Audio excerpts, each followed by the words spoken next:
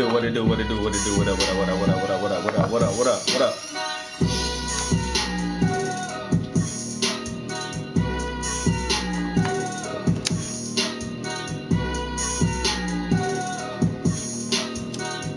My little still trying shit.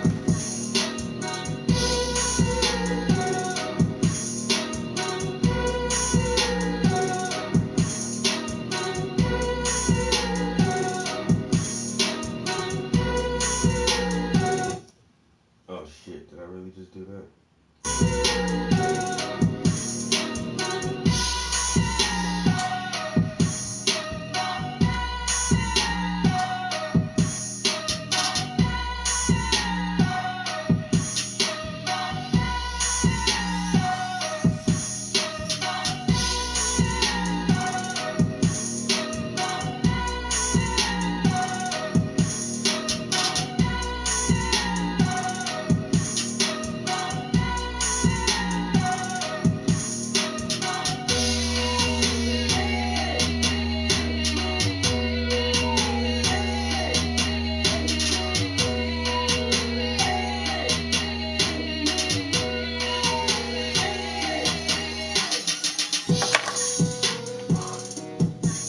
Still gonna be working on this piece right here for a little while today.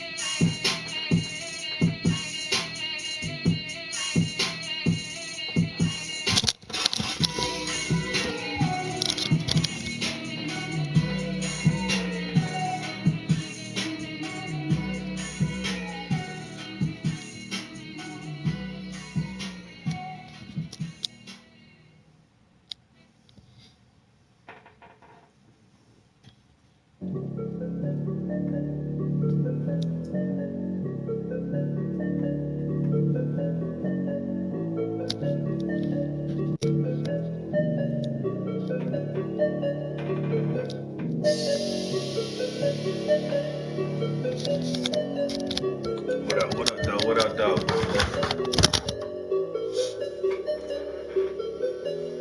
I might show Instagram this for a minute. If anybody even come up there. Nobody don't watch my fucking Instagram, yo.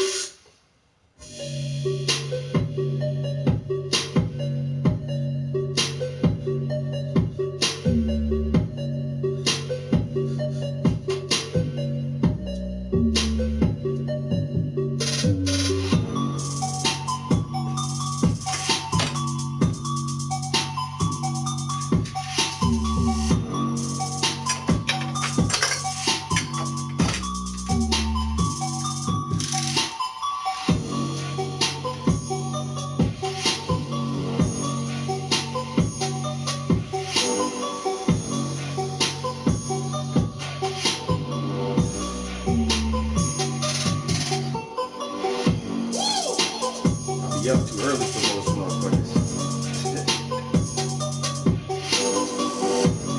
That's it. People ain't gotta work. They'll be in bed, yo. Wonder what time it is.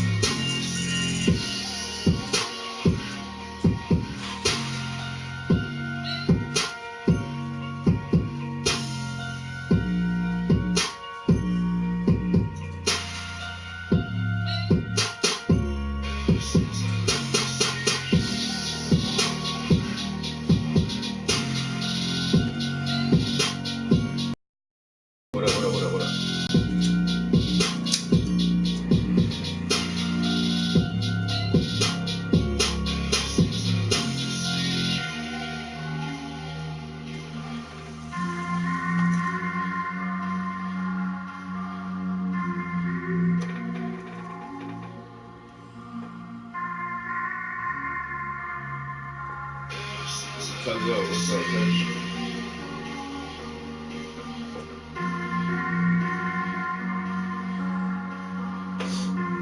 Working on some new self-portraits. Mob Duke, what up, Mom? How you doing this morning?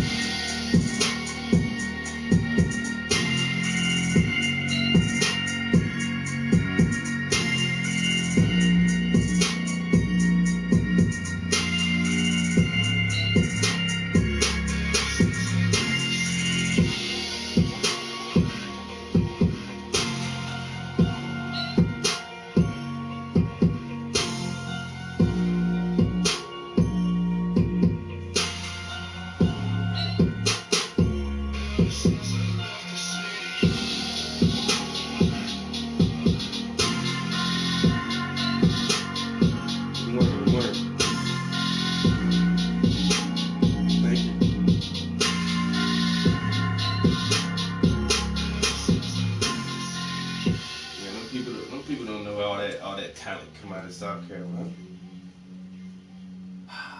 In my little comfort zone this morning, I try to, on my days off, I just try to wake up, come in the studio. So I just put an underpainting on this canvas the day before yesterday. I'm gonna put some paint on that canvas probably tomorrow. And I'm just trying to stockpile some stuff for 2020, so when I do have a show somewhere in the new year, bam, bam, bam. What? Y'all want some new stuff? Oh, I got some new stuff that's just sitting around. You know? Oh, I definitely am. Come with some new stuff for the new year.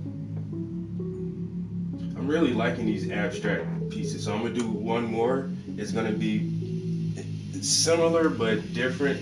Just how this abstract background is different from this abstract background. I want to do another one though. They make me feel good. Like I really like that one. I really do like that one. And this one right here is, I don't know what I'm gonna call this one yet, but it might be I'm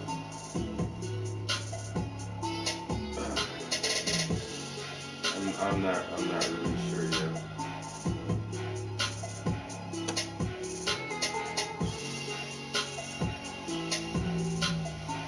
But that's me. And this is basically the bullshit. You know what I'm saying?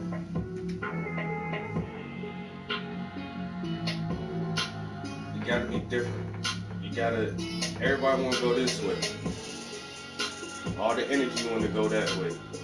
And it wanna be dark. No, you be colorful and you go the other way. How about that? You know?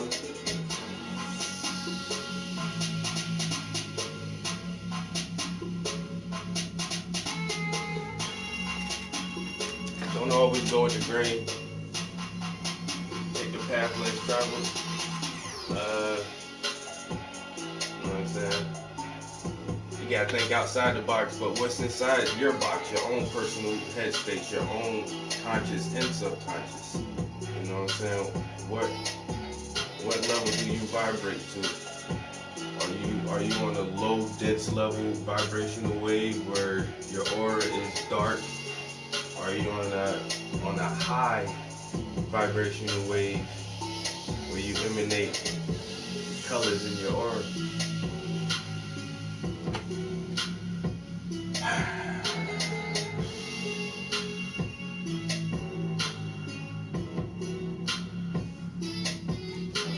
Yo, good morning, guys.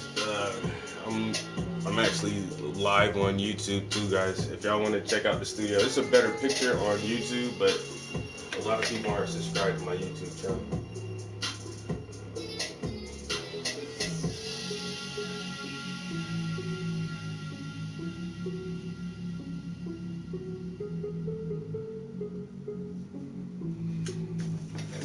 I'm really enjoying,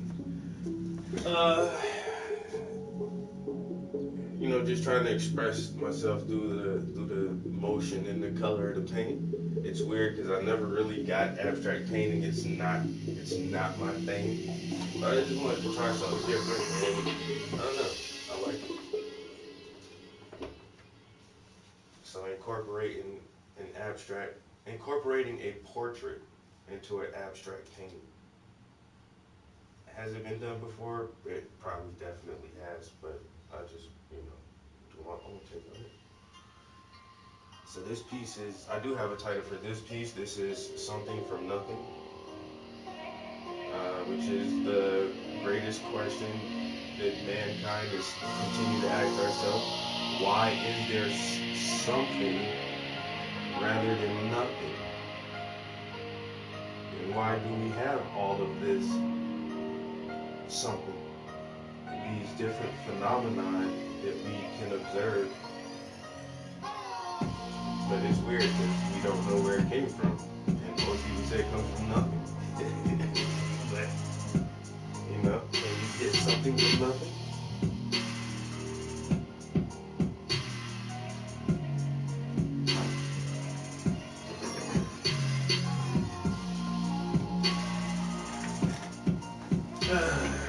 Just wanted to share with y'all a little bit this morning.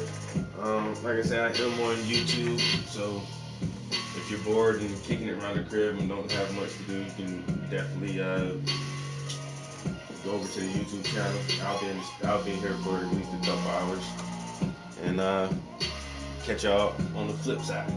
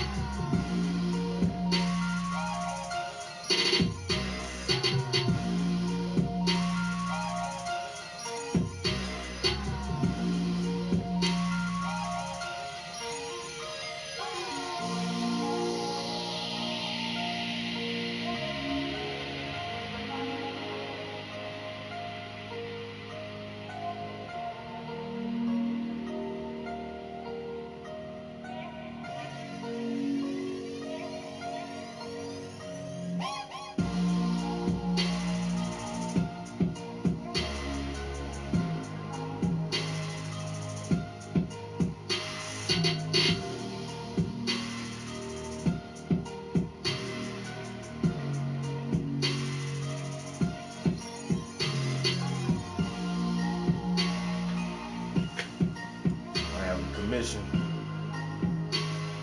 I might have a commission because people ask. I get asked about commissions all the time, and then as soon as I send my price list, silence.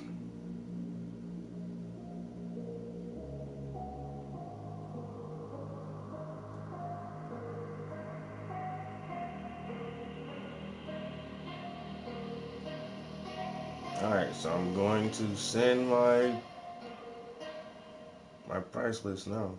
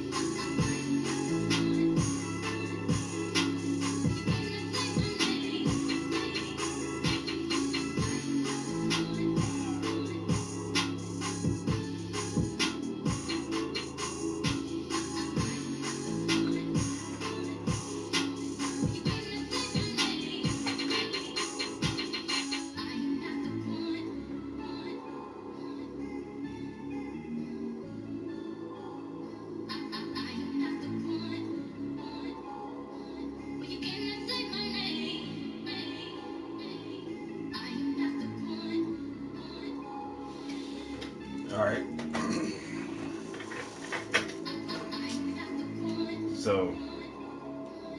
somebody says, hey, I have an anniversary coming up in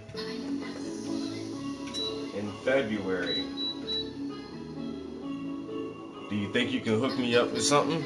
I'm like, yeah, sure, if I get started like immediately, because I normally ask for at least a month to complete a painting, and it's basically January already, because I have to do the project for one, however long that may take, and then what most people don't understand is almost a week of dry time. Like when I say I'm finished, the painting is finished, it's still wet to the touch. And you can't ship that shit until it dries. It has to be completely dry. And sometimes different paintings dry at different speeds. And I've had to hold a painting for almost 3 weeks, almost a month actually, before I was able to ship it. Because it had so much detail and so many layers of paint that it was drying really slow. And so I always say, like,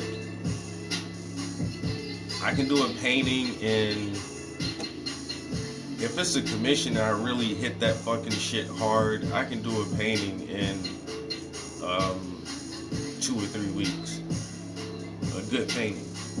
At the same time, after those 2 or 3 weeks, I'll need at least a week drying time.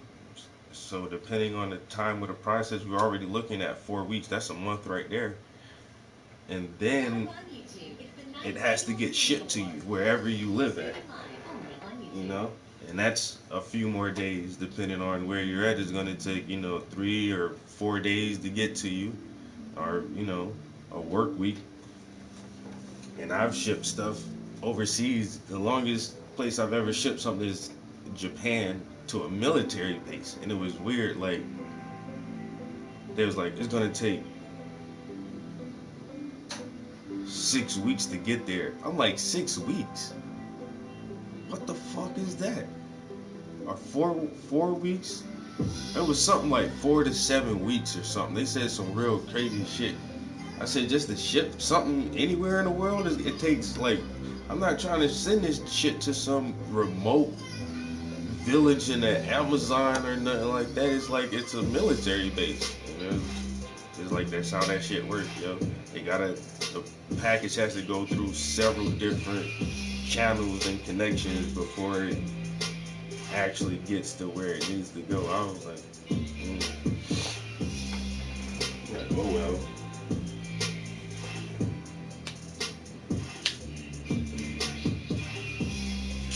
I need a commission right about now too. I ain't lying. You only did like 4 commissions this year. I mean, I've kept my prices steady for the past 2 years. Like 2 years ago, I actually increased my price, my starting point from my starting point was $300, but then like 2 years ago, I put it up to $400, and it's like, man, my shit too hot, yo. And honestly, like, I feel like that shit's still way too cheap, yo. For my art, yo, like the quality, if you can actually see this shit in person, I mean, and the quality canvases and paints that I use, like, the shit is good, yo. But it's not always about the money. Like, I wish I could sell art for more, but I just want as many people who want to own my art to be able to own my art. You know what I'm saying? I want motherfuckers to have it in their homes, in their houses, and appreciate it and take care of it. You know what I'm saying? Like, I don't have to take care of all these paintings forever. Like, man, somebody come get some of these things from me, man. Keep these things dusted off and in a nice spot, and keep having conversations with friends about it who come over and see them for the first time. And that's the shit that I want. Do I want more money for my art? Hell yeah. But would I rather have more people owning my art than tons of money? Definitely.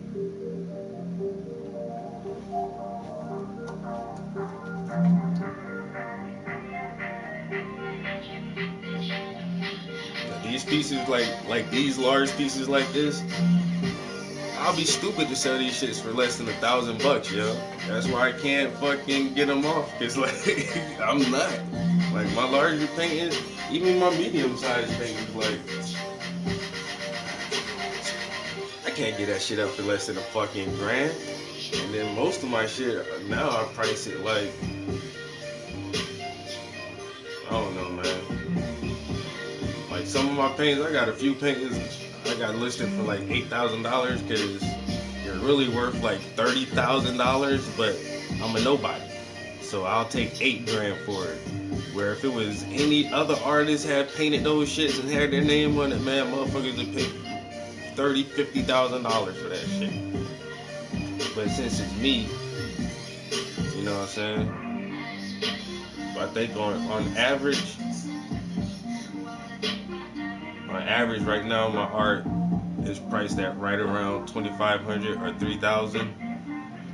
Anywhere from 25 to 3 grand for one of my original large scale pieces, you know what I'm saying? Like the big paintings.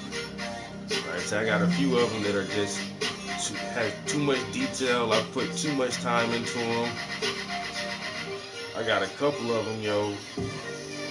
I know I put 150 hours at least, you know, and that's on the low end, like 130, 150 hours into them paintings, yo. I'm not giving them shits up for less than like $5,000 or $6,000, yo.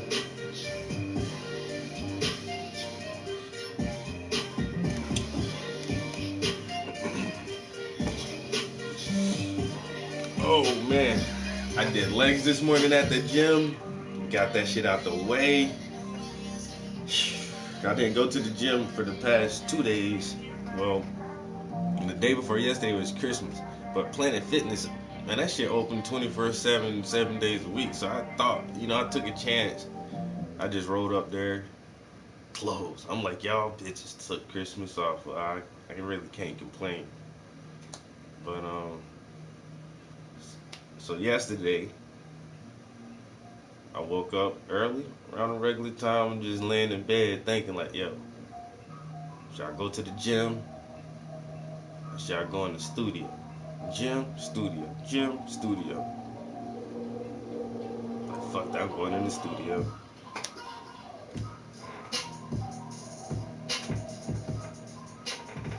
But this morning, I did the same thing this morning. I got up, I was like, damn, should I go to the gym or go to the studio?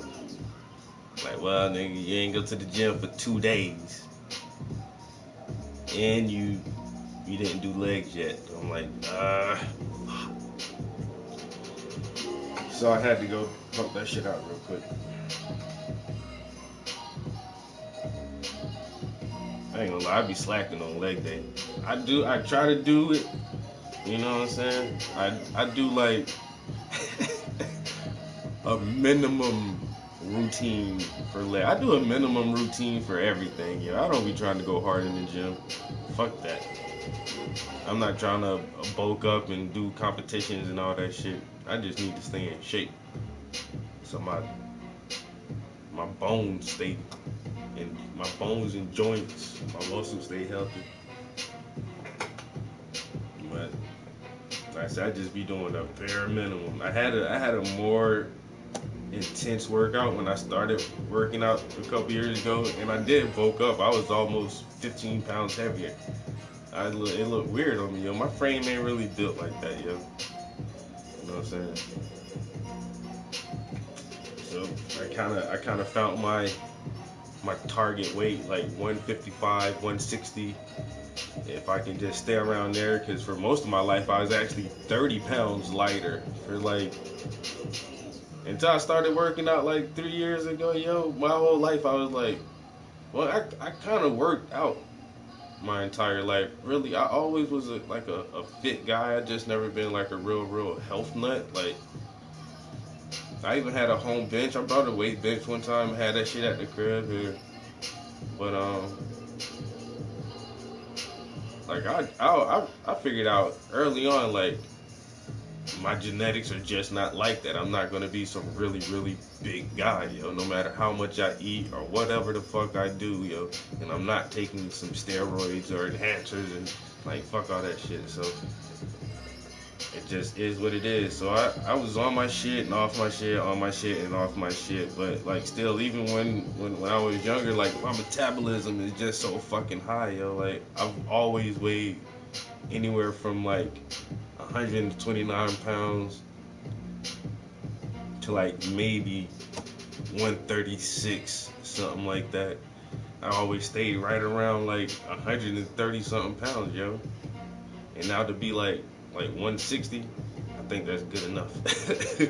I don't need an extra 20 pounds. I was trying to go for fucking 180. Like, nah, I'm good.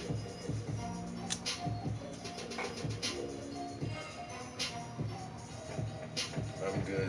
155, 160. And I don't look I don't look skinny. That's the thing. Like I don't want to look skinny. I look slim. There's a difference. Oh, I work with this one guy. This dude's skinny, bro. I be like, damn, dude, you ain't nothing but a goddamn twig, boy.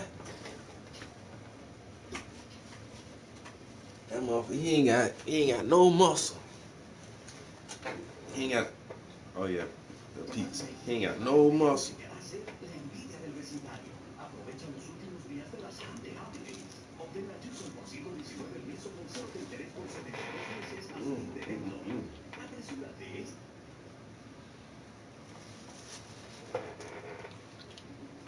No, don't judge me.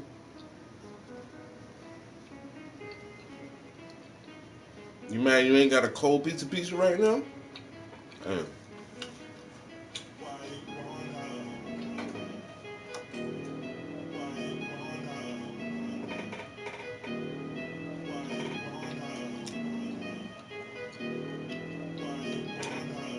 Yo, this motherfucker look just like me, yo.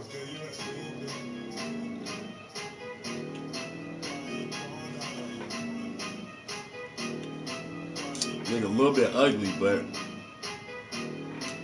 you know what I'm saying? He ain't ugly, ugly.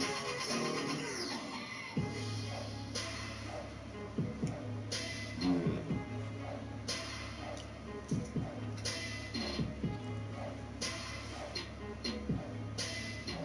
Mm-hmm.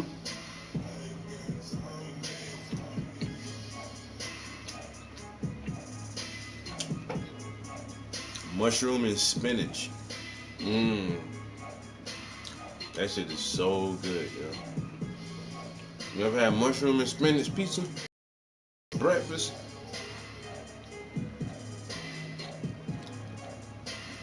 Got that little bit of garlic on there.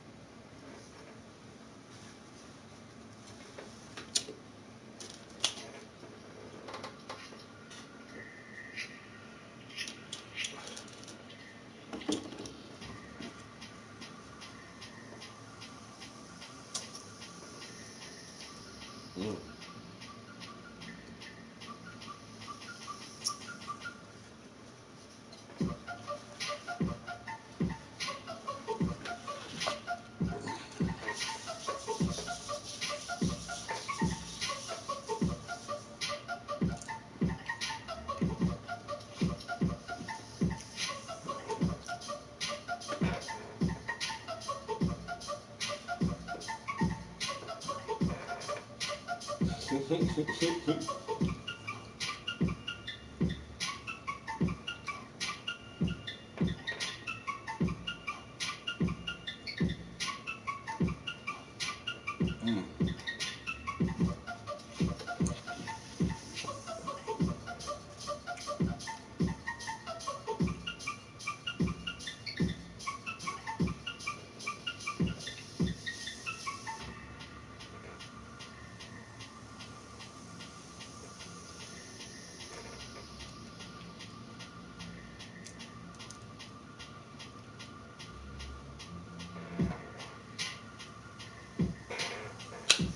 All right. So, um, what's the topic for today?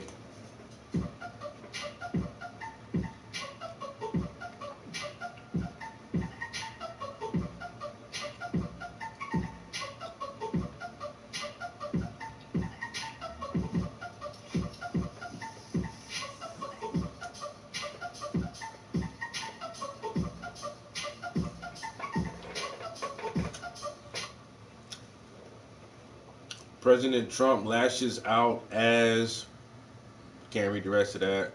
1 hour ago, Hawaii tour helicopter goes missing. Winter storm brings snow and rain. Canada TV network cuts Trump cameo. 26 children found behind false wall at a daycare. It doesn't, but yo, I read about this story like it was like a couple months ago. So daycares have uh, a child care worker ratio where I think it's one adult for every 6 kids or something like that, or 5 or 6. Like one person can only watch but so many kids, and then plus you have to have the occupancy capacity for any building for fire codes and shit, so everybody can get the fuck out.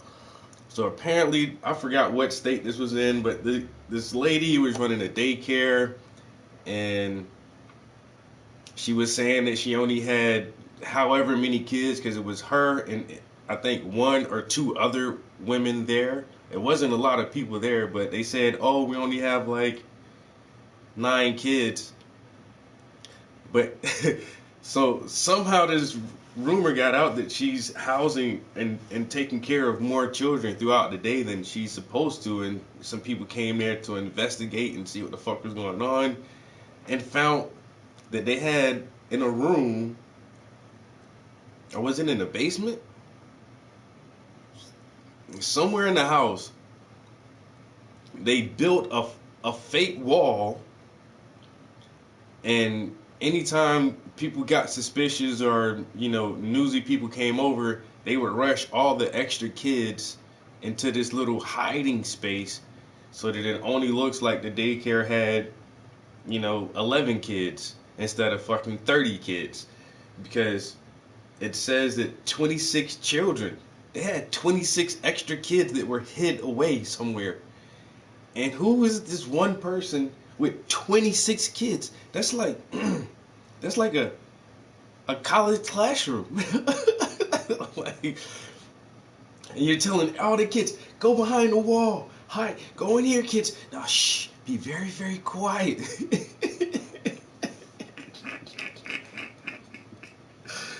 Be very, very quiet.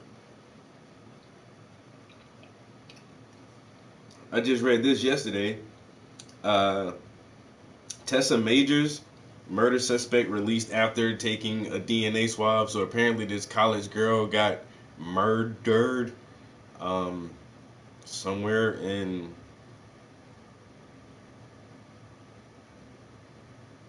was it Boston? I forgot what city it was. Anyway, a college girl got murdered. She was a freshman in college, and apparently they're trying to pin it on some middle school kids, like 13 and 14-year-old kids stabbed her to death or some shit like that. And so apparently one kid is in custody and he's implicating at least two other people. Then they picked up this other kid and um, took fucking DNA samples and whatever, then let him go pending the results or whatever comes back from those testing. And nightly news broadcast December 26th, 7 hours ago. Fox News panel debate. Mm, 6 people rescued after avalanche comes crashing down. Wow.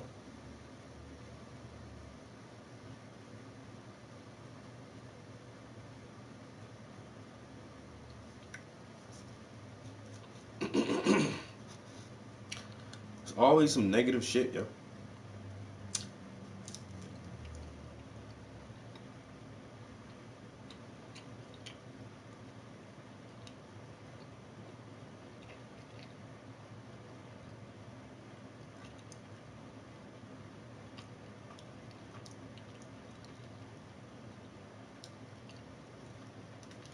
Tour helicopter in Hawaii that disappeared yesterday. 7 people were on board the chopper that vanished off Kauai's Na Pali coast.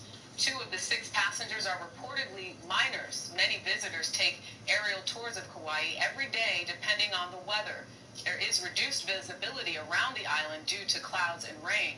The missing helicopter has an electronic locator, but so far, no signals have been received.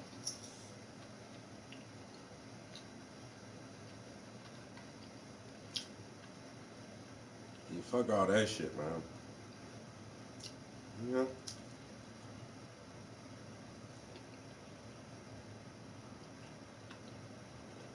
I'm not that adventurous. Just like them people. It's sad, but the motherfuckers do is hiking around the volcano, and then the volcano erupted and killed their ass.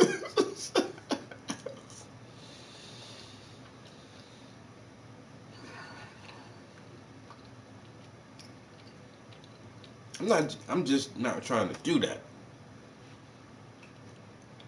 No. I've flown on airplanes quite a bit. Y'all been on them?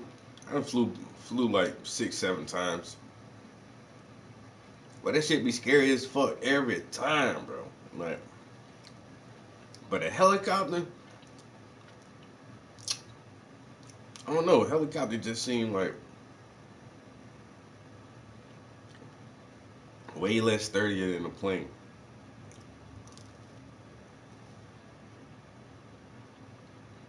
So,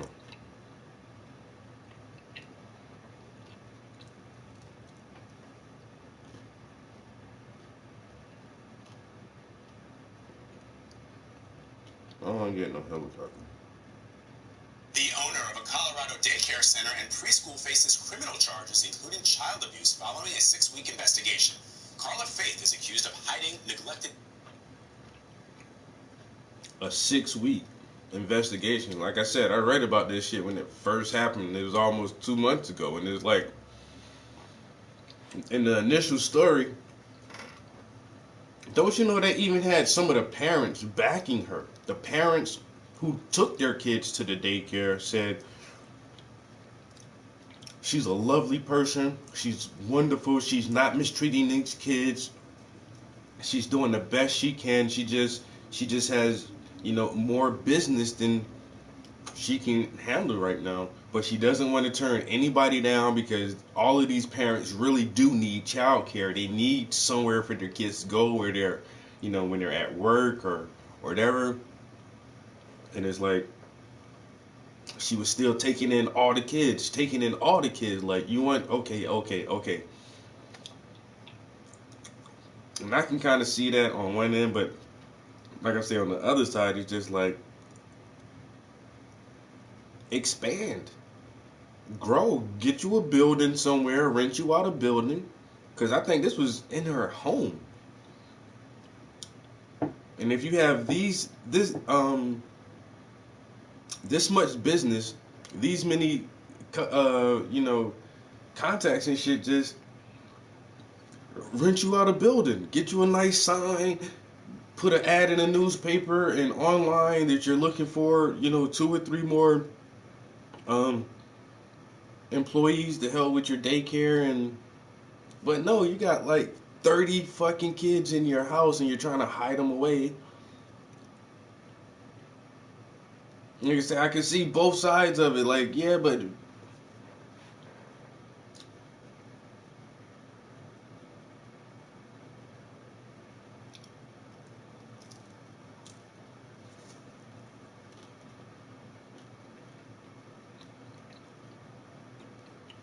I don't know. The children behind a false wall in her home.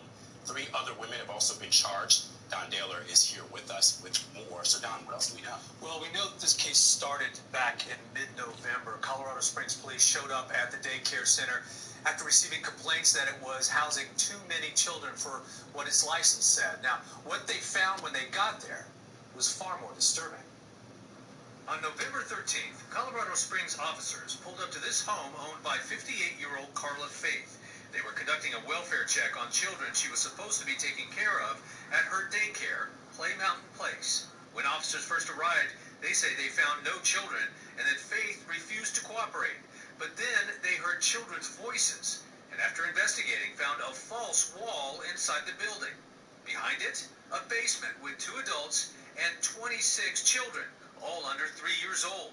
According to the arrest affidavits, officers reported finding most of the children sweating, visibly dehydrated, with wet or soiled diapers. Saying, don't take me to the little house, don't take me to the little house, don't put me downstairs. CBS affiliate station KKTV spoke to parents of children in Faith's care after the facility was shut down in November. We all feel completely betrayed. It's so hard to trust your children with people, and we felt like we could really trust them. Police arrested Carla Faith, Christina Swager, Caitlin Nelson, and Valerie Fresquez for child abuse. Faith, Swager, and Nelson were also charged with felonies for other crimes related to the case. But the consequences extended beyond the daycare. Faith also ran a preschool nearby, and when police closed it, nearly 24 teachers lost their jobs. We weren't actually associated with anything going on at Play Mountain, and that's the hardest part, was we're getting punished. I didn't even get to say goodbye to most of my kids. Faith actually owned 4 child care facilities in all of Colorado Springs. All of them have been shut down. The Colorado Department of Human Services says she previously ran child care facilities in California that were shut down for similar reasons. Now, parents who left their children in her care have now filed a lawsuit claiming breach of But that's crazy though. In the first story, I thought she only had that one business operating out of her home where she was hiding the kids, but no, she had multiple businesses and preschools and other daycares, and it's like, keep expanding. What the fuck are you doing? Like, what are you doing with all this fucking money, yo? And the one preschool had 12 teachers? That's a pretty big organization. Like, you were able to pay 12 people. But then you have 26 little babies in your house talking about, don't take me to the little house. I don't want to go in the basement. So weird. So weird, the decisions people make.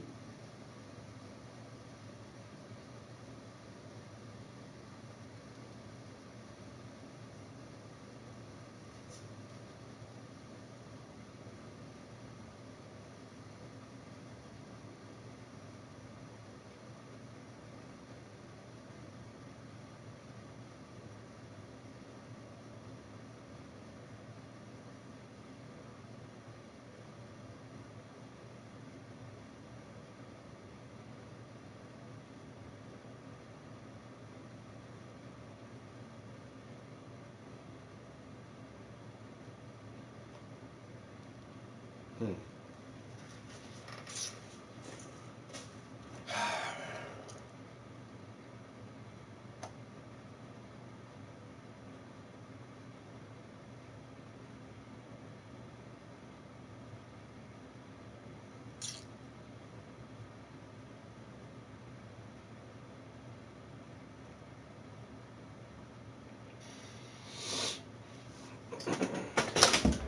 really?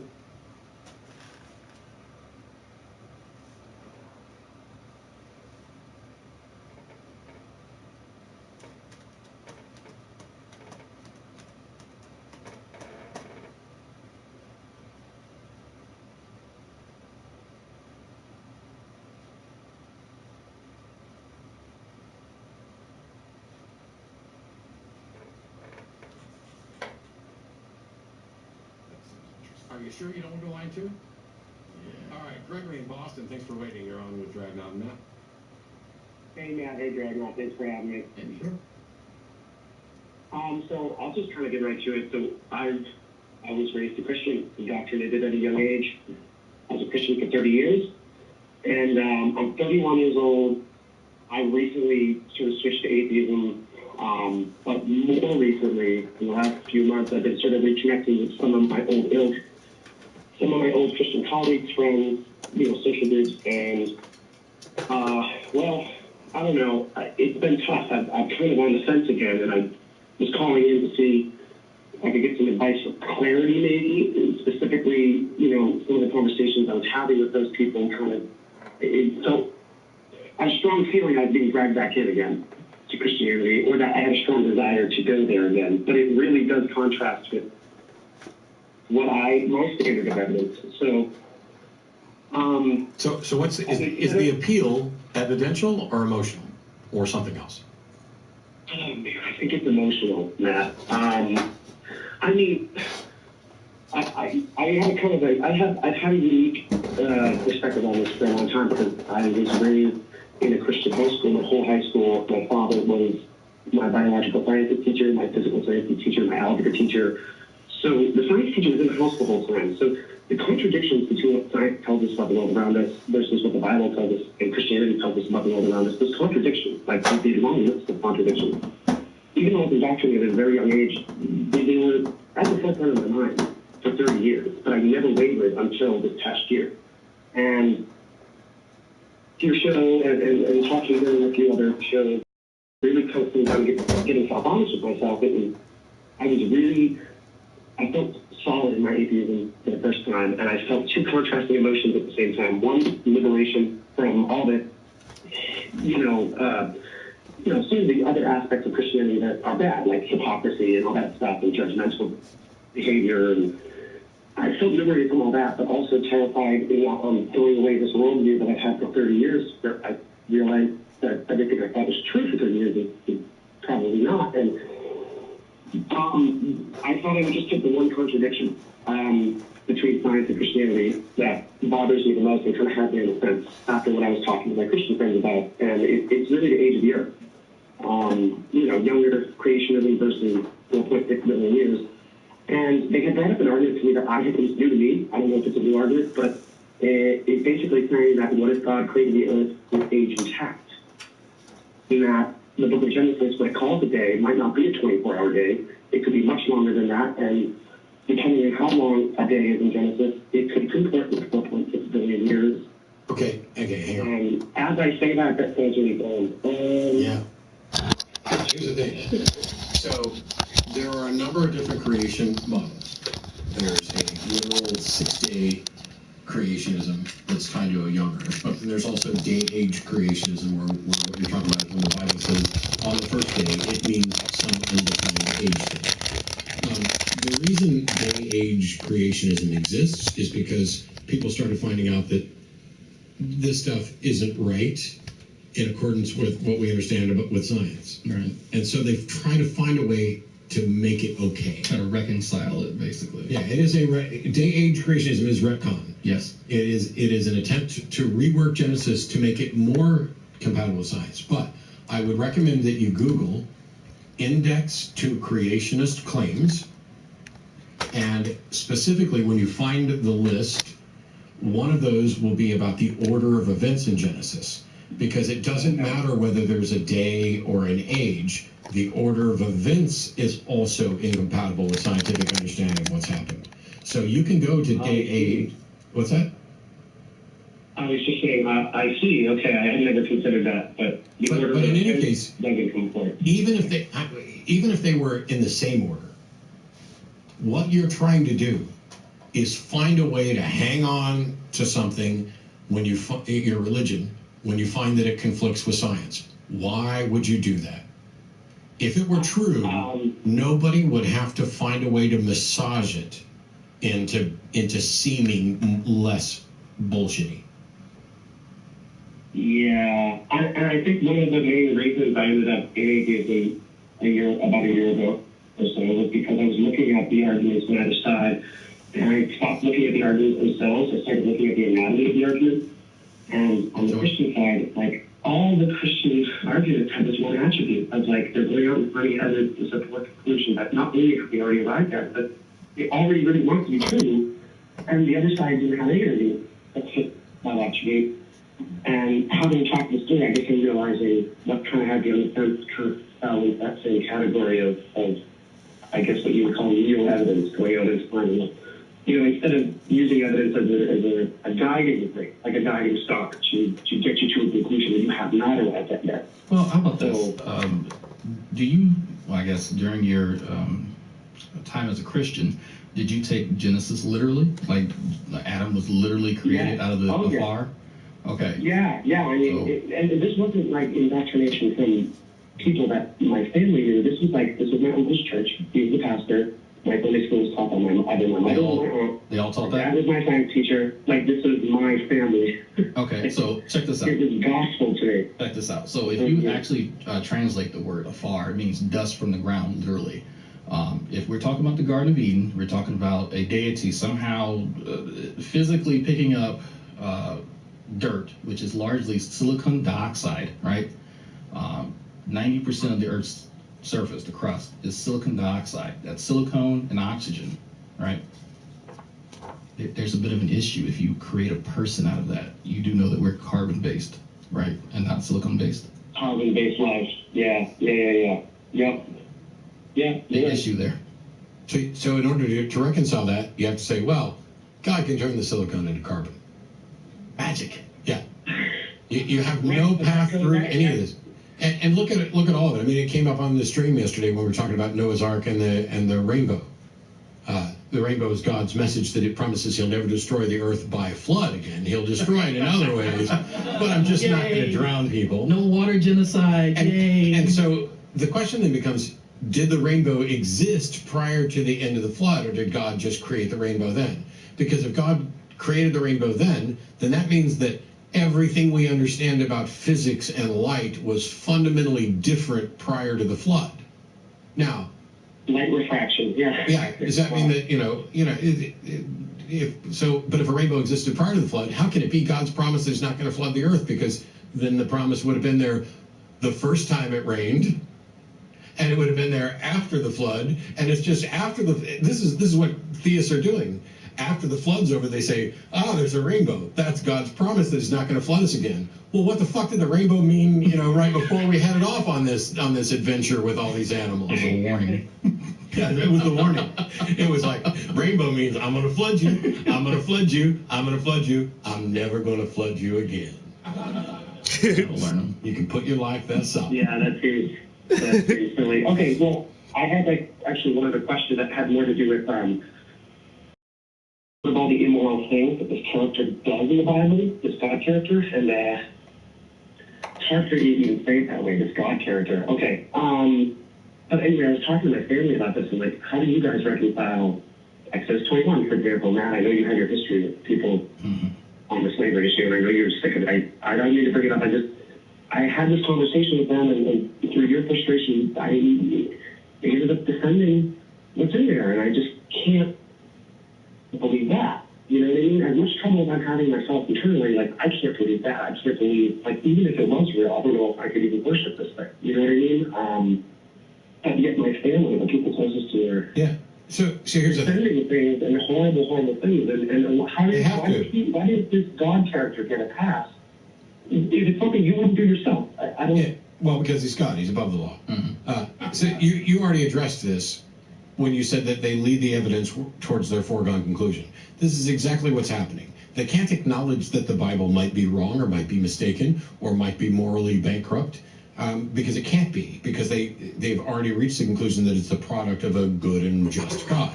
And so they have to, in some in some way, twist themselves into a knot to say, well, there must be some explanation under which this is moral. They're at least being consistent. The ones that start to depart from that consistency, the ones that are trying to massage the day age stuff, it's the gay-friendly churches. Sneeze so hard I gotta take a fucking piss. Yes, it says if a man lies with another man, but it seems to be okay with lesbians. And, when we get into the New Testament, Jesus is saying all this stuff about, love your brother. And maybe Jesus was a little bit gay, because there was the disciple that Jesus loved. And so let me cherry pick out all this stuff until it fits what I want it to be. And this is why, while I despise their beliefs, I at least have a modicum more respect for the fundamentalist literalists than I do for the people who are like Matt, who called in. He's going to discount alien abduction stories without doing any investigation and accept a resurrection story that he can't investigate. He probably isn't a bad guy. He's probably not going to accept the passages on slavery. He's probably not going to be exceptionally misogynistic, but he's probably going to be quite a bit more patriarchal than some of the rest of us would be. People make up their own minds about what God wants. God seems to always agree with them. It's crazy how that works out. It's amazing, and that's why there's a First Baptist Church and a Second Baptist Church and a Free Will Baptist Church and a Liberty Baptist Church and an Independent Baptist Church and a Bible Baptist Church, and that's just a handful of the Baptist ones. You made those up. I did not make those up. No, there's a lot more than that. I didn't even get started on the Baptist churches. Plus, then you've got the Southern Baptist Convention. I've heard of them. Yeah. They run the sundown towns. Yes. People are Googling that. What the hell is a sundown town? Yeah. Go Google sundown town. But do it after the show, because Craig, we're what a sundown town is? I want to make sure. Yeah, you're gonna struggle with this stuff. You're gonna struggle with this stuff for a while. And the question I asked at the outset is whether or not this was evidential or emotional. I pretty much could have predicted the answer. I'm glad that you were honest about it and that you're honestly searching through stuff. Yeah. Emotions are great. Emotions are what drive us to be empathetic. Makes us human. It's what we use to form relationships with people. It is the thing that brings joy to life. It is not what we should be basing our evidence-based questions on. You want to get emotional about whether chocolate ice cream is better than vanilla ice cream? Cool. You want to get emotional about whether or not the earth is flat? You have made a category error in your assessment of what type of question is this. And the same thing applies to, is there a God? And when what's going to happen to you is at some point, you're going to end up talking to somebody like one of our previous callers, and they're going to say, well, it's an article of faith. You can't test God. You can't put God in a beaker. You can't do all these things. That's not the fault of science, and it doesn't change what counts as good epistemology. If there was a God, and that God is smarter than all of us, he should fundamentally understand the nature of evidence, the nature of epistemology, of what sort of evidence should be required in order for us to consider something as a reasonable belief, and then could only create a world where that sort of evidence is provided for the things that he expects you to believe. If a God expects you to believe something based on bad evidence, and he's the one that put you here and set up the rules by which standards of evidence are good or bad, then that God is an idiot or corrupt and immoral. It's just like you couldn't punish, if you never told your kid what the rules are, how could you possibly hold them responsible for breaking the rules?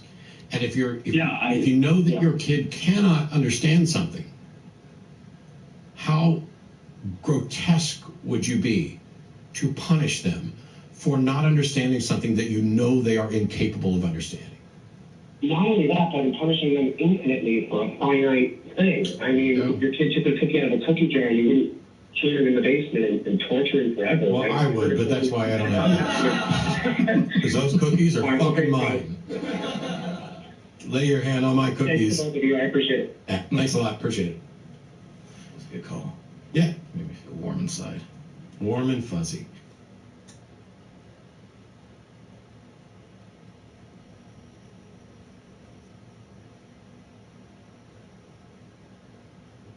do first? Oh man, I Just line number, whatever. we have some recognizable names here, one of which we saved for last. Actually, let's do the number 6. Line 6. Matt, you are on with Dragnot and Matt. How are you? I'm doing great. How are you today? I'm exceptional. I just had a couple of questions for you that I'd like to ask. And it's great that you have the scientist guy on there because it has to do with the collection of evidence and how one would interpret it as it relates to miracles. Cool. Okay, so I've heard you say before in debate that if one was to want to posit a miracle as an explanation for something that took place in the distant past, that they would have to see miracles happening now. Would you agree with that? Have to be demonstrable? No, I don't think you would have to see a miracle now in order to confirm a miracle in the past. My answer is I have no idea how one would go about confirming a miracle either in the past or now, but certainly it's more difficult if you're trying to analyze a miracle claim from long in the past. Okay.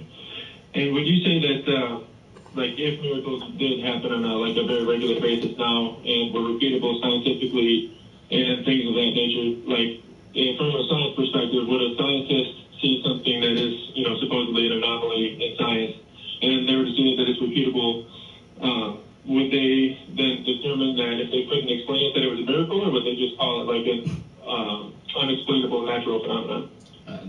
If there is a phenomenon that is happening that is inexplicable, right, that we can investigate, then I hate to break it to you, it's not supernatural. So calling it a miracle. Well, the big thing, so there were a couple confusing things in it, because it sounded like you said something that was refuted by science. Is that what you said? Or no, repeatable. Repeatable. So we have I'm trying to understand. You're talking about a phenomenon that is occurring that's repeatable. First of all, we don't define thing as inexplicable, because that's a declaration that it is unexplainable, and that's different from unexplained. And so when we observe something and we don't currently have an explanation for it, we keep going until we get an explanation. And at no point does our absence of an explanation mean that we get to say, oh, that's a miracle. Okay. So, if it was the case that you, say, witnessed maybe 10 or 15 people throughout the course of, the last 150 years or so who died and then were, resurrected, and this could be demonstrably proven by science. Happens all the time. Happens all the time. Okay, but I mean, people, no. After a public execution. Okay. Somebody's beheaded. Yeah, so we behead somebody, and then 3 days later they're up and walking around, and we've had them under proper test conditions where we're observing them the entire time. Yeah, that'd be really incredible. Do you have anything remotely like that? No, but my question is, if that was the case, would a scientist then say, oh, well, we're going to call this a miracle? Or No. Hang on. Let's get off the miracle label, because that's irrelevant. What would happen is a scientist would say, hey, we have a dozen accounts now that are well documented of someone having their head lopped off and then getting up and walking around 3 days. Do we have an explanation for that? No. And until you have an explanation, you don't get to claim what the explanation is. And that goes not only for the scientists who are exploring it, but for the non-scientists who want to claim that it's supernatural. Because supernatural is something that you need to demonstrate. Ever called a miracle then, right? You would just say somebody would call it a miracle. What difference does it make? Somebody's going to call it a miracle now. What difference does it make if they call it a miracle? What we're talking about here is, can you demonstrate supernatural causation or not? And the answer would be no from your perspective, I assume. Is that correct? Has anybody ever demonstrated a mechanism by which we can confirm supernatural causation? No, of course not. I mean, then we're stuck. There you go. Yeah, I'm not saying. Here's the thing. I'm not saying that that's the case forever. Maybe tomorrow somebody will come up with a way to demonstrate that the supernatural is real and show how it can interact with reality and how we can test for that and confirm it. But until that happens, we're stuck. Now, as that relates to the situation with Jesus and the resurrection and all that, I'm a Christian, so I assume I was going there. But that was the case. But let me ask you, do you disagree with the conclusion that I reached right there, that until we are able... Okay. I mean, I don't feel comfortable positing a supernatural explanation if the person who died and rose again was like, okay, I'm going to die and rise again. and then they did it, and they said God is the mechanism by which this took place, I would actually feel, comfortable taking their word for it. But see, that's actually a huge mistake, because if I told you that I could levitate in front of you, and then I did it, and then I told you the reason I was able to levitate is because I am in fact God, and you're comfortable just accepting that, you wouldn't turn out to be not wrong. levitation. I mean, if you were like demonstrably dead, though, like if I witnessed you be killed in a public execution, Okay, sure. and then risen from the dead, that'd be a little bit different. Would you agree? It would be different, but I wouldn't necessarily accept their claim about it, because that's not confirmation. That's still just a claim. The question I have, though, is you're a Christian, and so it's on some level you are accepting a claim that somebody died, resurrected, and gave credit to God when you don't have any evidence that any of that actually happened. Oh, I would say that there's no evidence that it happened. I mean, there's numerous, like witnesses that testified to it. No, we have no witnesses that account to it. Like, so Paul is not a witness to the resurrection? Of course not. Paul didn't know anything about Jesus until after Jesus was already dead. So if a being, right, just like appeared in the sky, right, and blinded you, okay, if that was the case, hypothetically, and then this being communicated with you and said, I'm Jesus, I'm risen from the dead, all these things, you'd be like, no, I don't believe you. No. See, this is the thing that you're missing out on. If that happened to me, if some being appeared to me, then I might maybe have good reason to believe it, but nobody else would, because revelation is necessarily first person, according to by whom, and to everybody else it's hearsay. But you're not just going on second-hand accounts. You're accepting a story for which you can verify none of the details, including whether or not the person who's relating the story, you even have an accurate description from them of their account. Would you only be willing to believe a miracle, like on the testimony of another, if the person was alive, or would you be willing to? I wouldn't believe a miracle on testimony. I wouldn't believe a miracle on testimony. I would believe that somebody is. You would have to say. Can I finish? Oh, yeah, sure. Absolutely. I would believe that someone is accurately trying to tell me what happened, but that doesn't mean I should believe their explanation for what happened. And that's a first-hand account. Do you believe people are being abducted by aliens? No. Okay, but you realize that there are people you can talk to right now who will tell you their alien abduction story. That's not supernatural, it's not a miracle, and yet you're willing to discount their personal testimony, and yet you will accept a copy of a translation of a copy from somebody who you don't know, can't investigate at all. You're willing to accept that that is sufficient evidence of a risen person. Do you believe some news stories and not other news stories? I asked you a question. Every news story. I asked you I'm perfectly comfortable with it because I have spent a lot of time actually. Your turn, because I have no interest in speaking with somebody who's perfectly comfortable with dismissing, shut up, I'm talking, with dismissing some first-hand accounts that are not particularly extraordinary or less extraordinary and accepting. I wouldn't necessarily discount all of them. Okay, so your issue here is that you're relying on personal anecdotes. Do you see that? Well, I mean, it would be personal anecdotes from several different people. That's fine. So, multiple sources. Do multiple anecdotes equal empirical evidence? How does that work? No, of course not. No, okay. I don't think you can prove a miracle in the same way you can prove science. Okay, I think it's ridiculous to suggest doing too. Now, you would admit that empirical evidence would trump anecdotal evidence, correct? Well, of course. Yeah, I mean, it'd be better evidence, but it doesn't mean that the other thing didn't happen. Okay, so while I agree that some anecdotes can actually be true, it can actually reflect reality, but that's contingent, right? Based on what we see in reality. Have you actually seen someone be resurrected? Like actually be beheaded? Personally, have you? No, of course not. Okay, so then I think that if it was the case that it happened enough times throughout history where everybody got to see it, it would be so commonplace that it wouldn't really be accepted. That is a load of bullshit. That is absolutely a load of bullshit. Because even if it becomes so commonplace that it's no longer extraordinary, like if people were being killed and resurrected daily, that fundamentally does not mean that it would be dismissed in the case of the resurrection that you prefer. This isn't. Jesus' resurrection would remain unique if it happened on a regular basis. Okay, so now you think it's unique, And no, I'm asking. I believe it is unique. I think Jesus is the only person who actually experienced true resurrection in the way it's described in the Gospels. Really? So you're dismissing when Jesus raised Lazarus from the dead, and you're dismissing the dead when the dead rose on Jerusalem when the curtain was torn? He died after. Yeah, no, I mean Lazarus died after, and everybody else. After what? After what?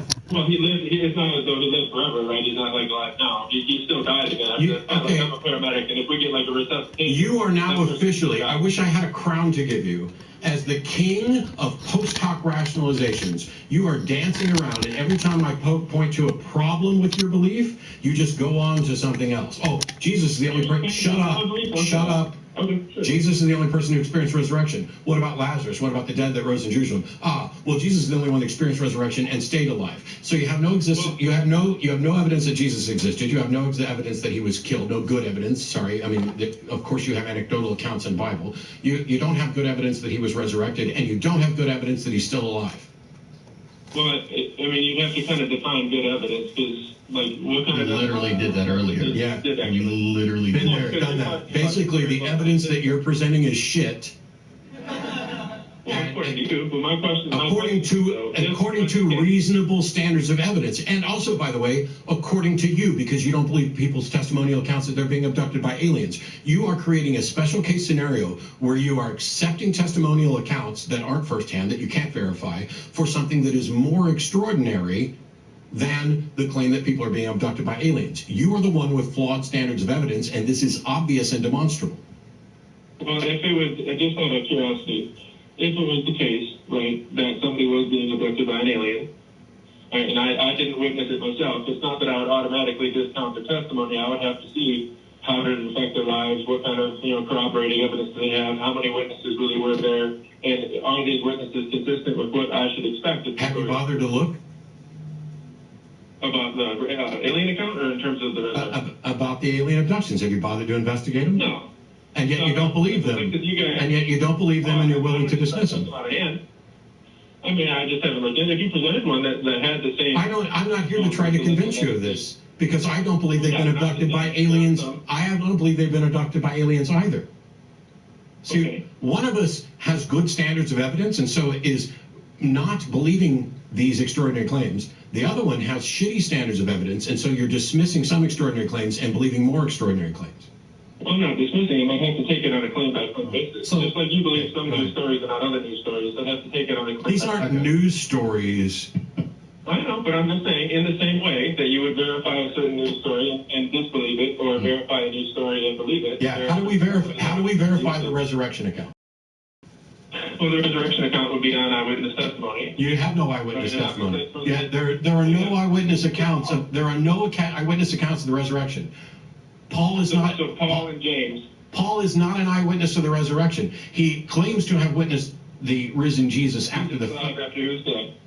Yeah, he's not a witness to the resurrection. Not a witness to the resurrection. Correct. How can somebody witness Jesus alive after he was dead, but not be a witness to the resurrection? Lie. First of all, he didn't witness a bodily Jesus after the resurrection. If you want to go that route, you would be talking about the apostles that Jesus supposedly appeared to in a bodily form, where even doubting Thomas supposedly wanted to stick his fingers in the nail holes. But instead, you go to Paul. What about what? James, the Lord's brother. Okay, I have a story in a book that references that. I have no evidence beyond the story. How much evidence would you expect beyond the story than what we have? How much would I expect? Okay, that's a really good question. Because if there was a God who came down and took human form and sacrificed himself to himself, loophole, so that to save everybody, and expected people to accept this on good standards of evidence, then we wouldn't have anonymous hearsay accounts with no ability to verify it. That God should be smart enough to make sure that there is solid evidence to confirm the accounts, so that I can't poke holes in your thing the same way I poke holes in flat earthers and anti-vaxxers and other garbage beliefs. So just out of curiosity, So just out of curiosity, as it relates to that, like the standard of evidence and the things that you're asking, or the things that you were saying, are you suggesting that God should have multiple resurrections occur over the course of it's fine to have just the one. It's fine to have just the one, but provide good evidence for it. Later, when everybody can investigate it scientifically. Is that correct? Wow. I'm asking an honest question because I want to know. I mean, I answered your question, but I'm going to let Drag do it. So the issue here, I think that's maybe a better question. What would disabuse you of this belief? Hypothetically. If you could find, like, I mean, I guess it would take, I don't know, maybe like a hospital account saying that they actually witnessed Jesus not having died, like actually themselves, like a first-hand or second-hand, account that was. Wait, so you're saying a report that somebody didn't die? No, but I'm just saying in this situation, right, where they get like demonstrably proved, it's something from the distant past, though. It's not really the same as something that can be investigated scientifically now. So what I'm trying to understand is, if you were to believe that a resurrection happened, it would have to happen now, and it would have to happen. No. Stop, Matt. I did not. You keep stop and shut the fuck up for a second. When I say stop, just stop. You keep trying. I swear to God, you interrupt me one more time, and I'm going to hang up. You keep saying things like, you would expect it to need to happen now. And I've said no to that repeatedly. What Drag is asking you right now is, here we have an account, a biblical account, of a man who supposedly died and supposedly was resurrected. And you're accepting that account at face value, and he wants to know what would make you no longer accept that. And you come back with, oh, so you would expect it to happen now. No, give me the evidence for the account. And then to answer Drag's question, it would be, what would change your mind? What would convince you that you shouldn't believe this? Right. Because everything we've tried has failed. When we say, okay, do you believe in alien abductions? No.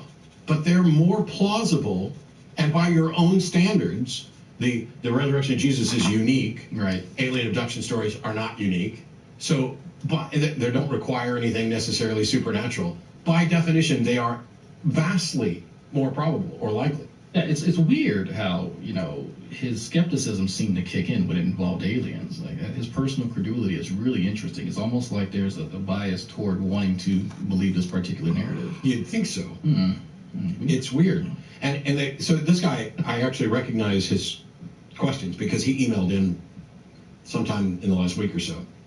And he thinks that he's calling in to trap us.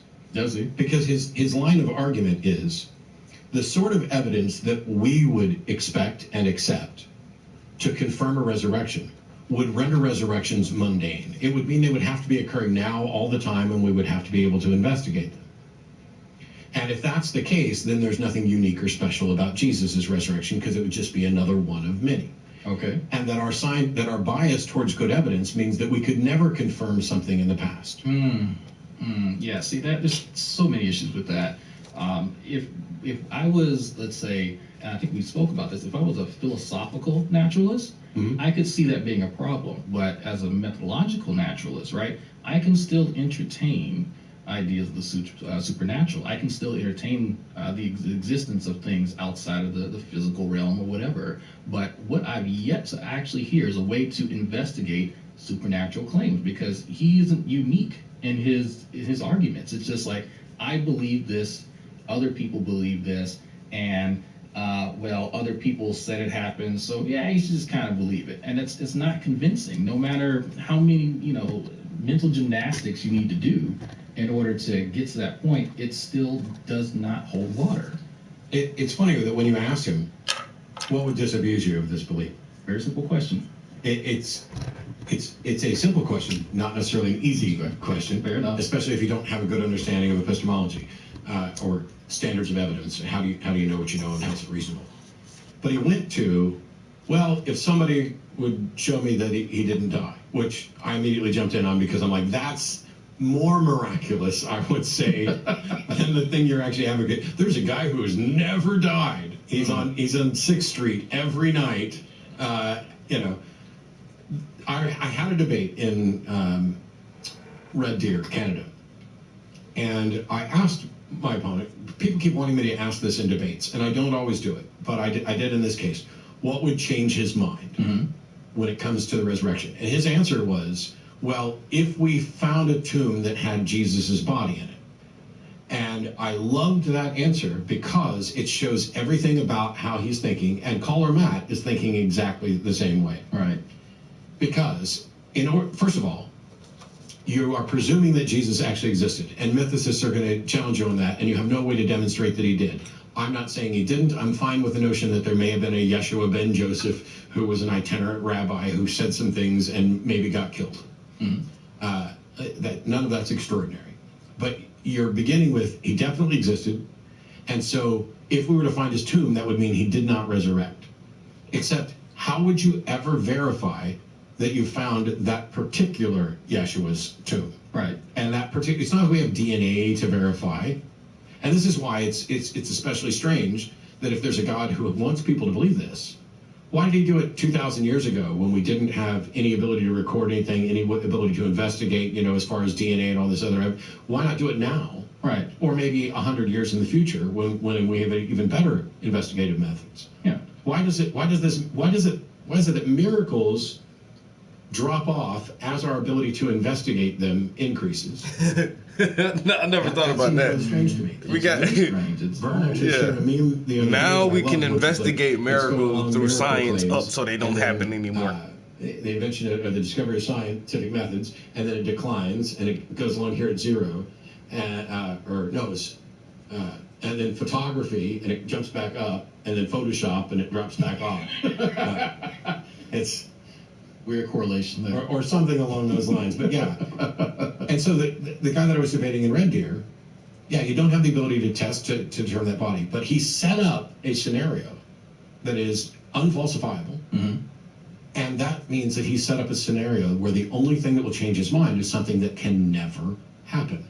And Matt's doing the same thing, because Matt is essentially saying, I'm going to believe this until you prove me wrong. And it almost doesn't even matter whether or not there's a way to prove him wrong or not. That's already a mistake. To say, I'm going to believe this. And what he said at one point, which we didn't really get into, was he's like, well, that doesn't mean it didn't happen. And you're correct. We're not saying that this dearth of evidence means it didn't happen. We're saying that the absence of all this evidence means we cannot be rationally justified in claiming or accepting that it has. I don't need to claim Jesus wasn't resurrected. I don't need to prove it. I don't even need to believe it. My position is I'm not convinced that he was. All right. Now, how do we investigate any of these things? And so I've yet to have any type of metric where a theist has offered for me to investigate supernatural claims. So maybe there's a supernatural, I think there's a meme, but supernatural methodology or something. I don't know. Like I open that up for them to I guess contrive at some point in time, but I think we need a palate cleanser after that. All right, where are we going now?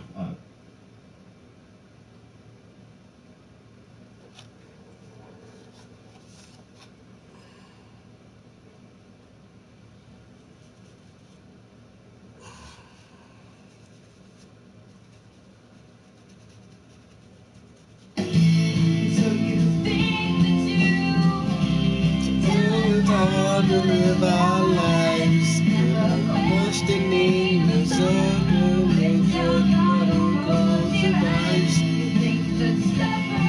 It's part of something. I wonder what will it take for you to start opening your eyes? I wonder.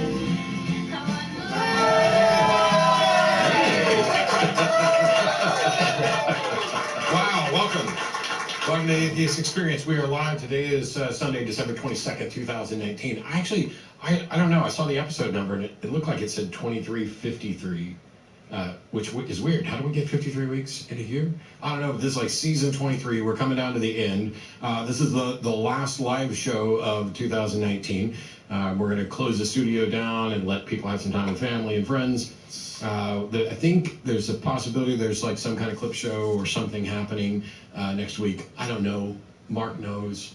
I just show up and talk. Yeah. It's pretty easy. I'm your host this week, Matt Delaney. Joining me, my friend Dragnaut Silvas. Hello there, folks. And I'm going to let you, in just a minute, once I get the announcements out of the way, kind of do an introduction, because we knew each other kind of obliquely through Magic Sandwich Show and other stuff like that. Truck stops, bathroom stalls. Yeah. Shh. And then at the Free Flow convention, we actually got to meet and talk and everything else. Right. And it came up rather quickly of visiting of, hey, why don't you, come over to the Atheist Experience? And now you're here. Yes, it's like magic. It is kind of like magic. Quick announcements. There's stuff coming up at the ACA. You could visit the website and find out, because I didn't actually take notes, because I've been in England for a week. Actually, sorry, I've been in the UK for a week. I actually flew over there as they were voting and landed just after the election results came in, which was fun, because despite the party that won having a sizable win, I ran across almost nothing but depressed people. Really? Yeah, it was. Yeah, they were not happy. And actually, when I went to exchange money, I went up to the travel counter and I said, "Look, I just got here and I know you've had an election. Do I need to change my dollars for pounds, euros, or is there something new after this election?" Too soon. But it was great. I had a flight directly from Austin to London. Landed in London about 4 hours later. I did a kind of conversational debate with Glenn Scrivener on Justin Brierley's Unbelievable show. That'll be out before long, and I'll post a link to it on Patreon as well. And then went back, visited with a medalist friend of mine and some other friends from the UK, had dinner, did a walking tour of Cambridge University, and then did the Magic and Skepticism show, or a version of it, at Cambridge University. It was great. It was one of my, actually, these two events were two of my favorites of doing the Magic and Skepticism show. It may have been that, the Q&A session was slightly different. Mm-hmm. I get different questions, somewhat different questions in the UK than I do, in Alabama or Georgia or something like that. Like what? Yeah. Well, they're curious about how bad it actually is over here, because we're talking with skeptics, so they know they're getting their information that's biased. If all you ever see is school shootings, like some people's perception of Texas is that we are all running around with guns on our hips all the time, and right. And not all of us, just like 80%. It's not even nearly as bad as you think. That's my cousin. But yeah, I did the Cambridge event, and I got to play some snooker, and then we flew to Glasgow, and it's my first time in Scotland, so thank you to Glasgow Skeptics, thank you especially to Sean and Cambridge Skeptics for organizing all this and putting it together. I'm going to be back in the UK before long. We don't have a date worked out, but right now we're in the planning stages for a debate this spring in Oxford, and hopefully I can maybe extend that and get to finally visit, Wales and Ireland, and I will hit other little places. Yeah, hit the parts of the UK that I haven't been to. It turns out not only are my relatives from Ireland indirectly, but one entire side of my family, my dad's mom's side, are Scottish, and I either hadn't been told or hadn't remembered until I got back home, and I was like, "Oh, I was in Glasgow, Mom," and she's like, "Oh, well, did you look up any of the McCabots?" And I'm like, and no, I wouldn't have just randomly gone through a phone book, and I might be related to you loosely. Would you like to trace, your genealogy back 150, 200 years? But it's always nice to go to the UK, because you can sit there and eat at a pub that's older than our entire country. Wow. That pub's been sitting there all the time. So there's a bunch of stuff coming up. We hope you have a new year. But you're here with me. You are a scientist and a science student and a science educator who engages people on YouTube and elsewhere, and some of them are waiting on hold.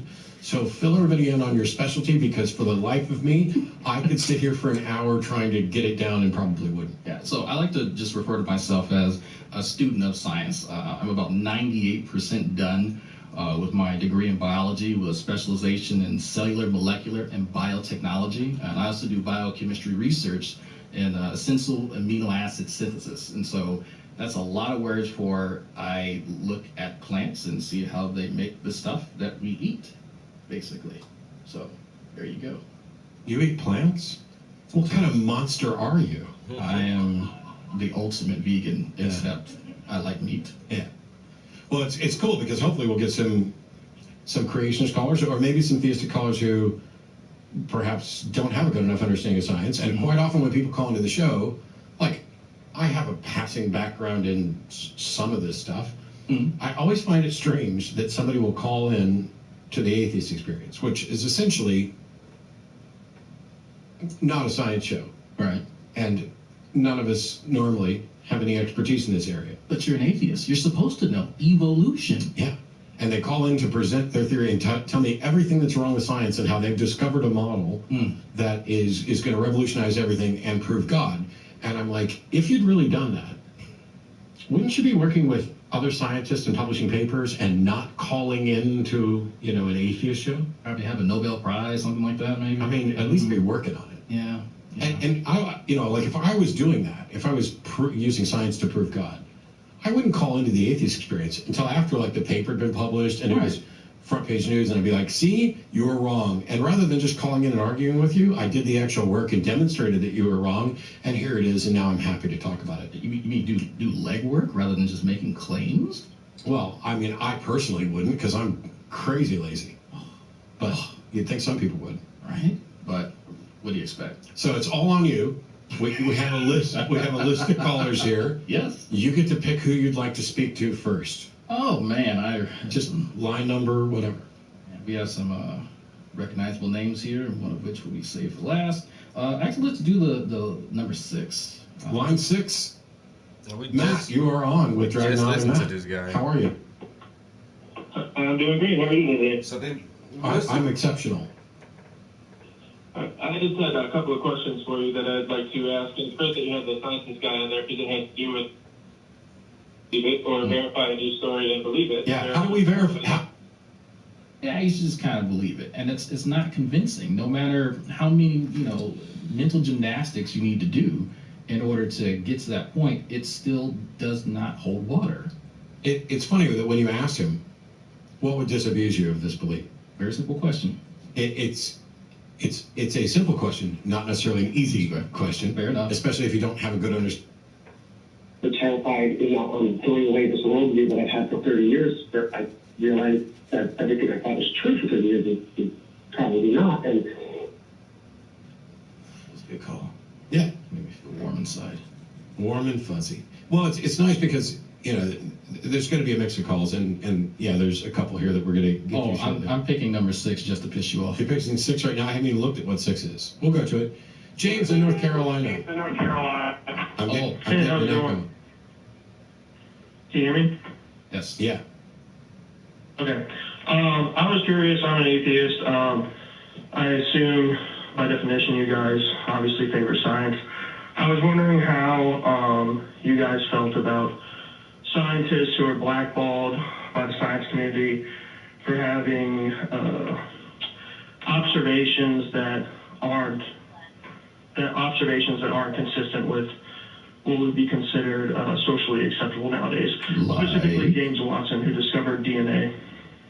Okay, so I think you're referring to some of the social gaffes that he has made about certain groups of people, particularly women. Is that what you're talking about? No, I'm talking about his observations on race. Okay, so he's. Who are we talking about? Watson and Crick. Yeah. So I just wanted to double check because there are others who have similar observations. Right. So his work is instrumental to our understanding of molecular biology and genetics, and it will go down, and it's still a fundamental aspect of learning for any person studying the topic. But him being regarded as someone of merit only extends to his academic achievements. And so if he's saying crazy shit that is not scientific, then guess what?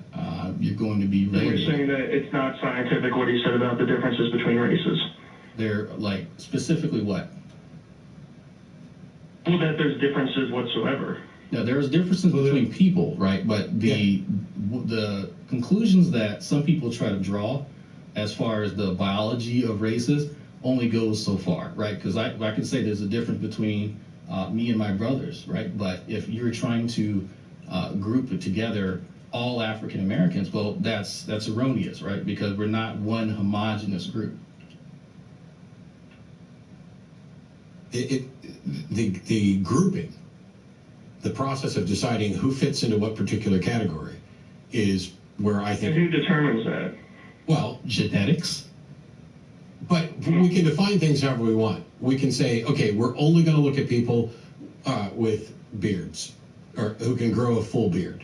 And I'm looking at a wonderful full beard out in the audience that, you know, puts mine to shame, because mine will only get maybe 2 inches longer than this, and it's done. It's Santa Claus. So we draw that circle, and then we can discuss what things they have in common and what things they don't have in common. And so obviously I'm sitting here with drag, and there's a difference in melanin in our skin. Right. There's a difference in hair type. And so you could draw us in 2 different circles and talk about those things and who we have more in common with. But it's also easy to put us in the same circle as males in the, I'm assuming, in the 21st century, trace our genetic heritage back and find out where we have differences. And if we are 99% identical, 99.9967324, I think it is. Close enough. I'm just making that number up. The point is that even if you were to find, let's say we were going to say women are smarter than men. Just we've figured it out. Women are just generally smarter than men. So what? So this caller is calling in. This is what gets me about race, and especially when it comes to someone who says he's a molecular biologist and he's a student of science. And that's a black guy who says he's 98% finished with his master's degree in biology. And the other host of the show is a white guy, and you have a white caller calling in saying, I'm an atheist, and so what are you guys, I would imagine that you guys would take science over religion, so what about what some of the greatest scientists have said about race? And isn't one race better than the other? I guess that's the point he's trying to get to. And what annoys me is that people who get asked that question will not bring up the fact that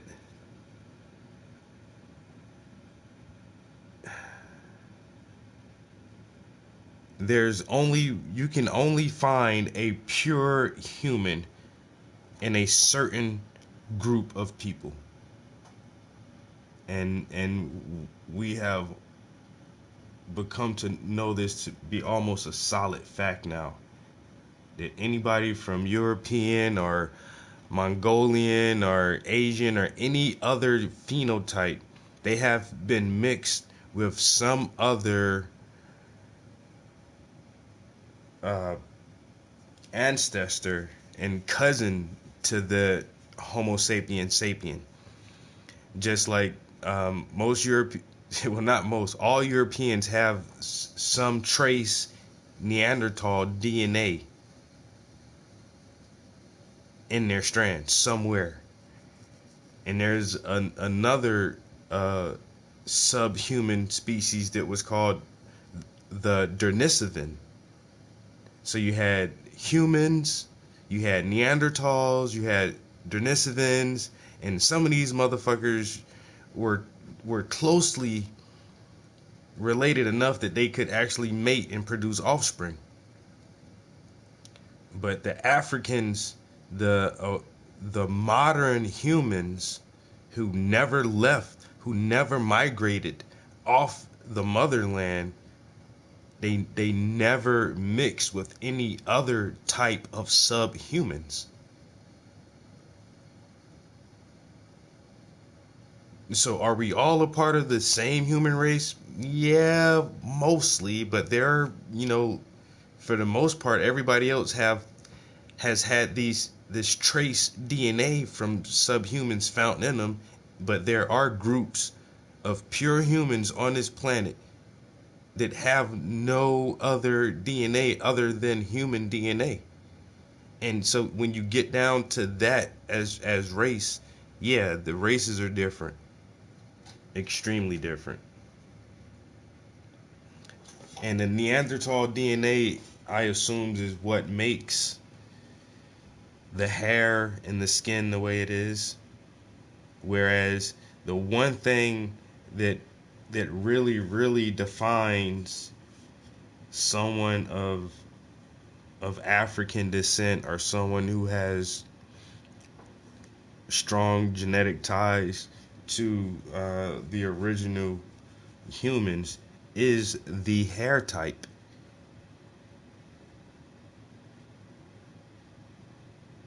When you look at the hair of black people, like what you would consider like a real black person, not someone who's mixed or mulatto or, you know, or whatever, but like real black people. You know what I'm talking about? The nappy afros.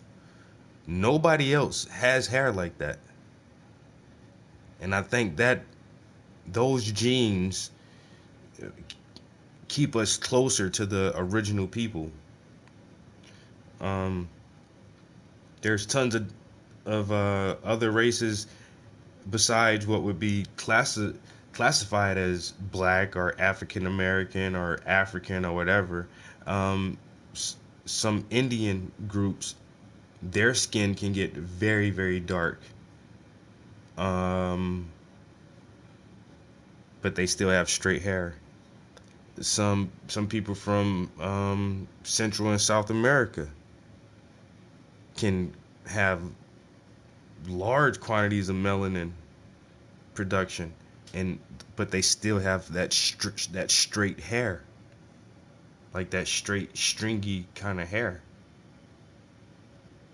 But like real black people are the only people who can have dark skin and this type of extremely curly, tight curled, kinky hair. Like nobody else produces hair like that. Those, and like I say, that ties you closer to the original humans. If you have dark skin and kinky hair, you look more like the original humans than other people. I think that's, and I don't know why no one has done major research on the hair types of Africans, and why is it that our hair texture is so different. And they'll say, well, oh, because, you know, of regional and climate reasons and all of this stuff. But there's something else to that shit too. Like, I say that's just the way hair is. Our hair, the hair is, I think somebody said that the only people with hair and everyone else has like fur. It's weird. It sounds so bad saying that. But when you look at some animals, like, I don't know, like animal hair is like, can be long and stringy like European hair. And like most animals don't even have hair like we have.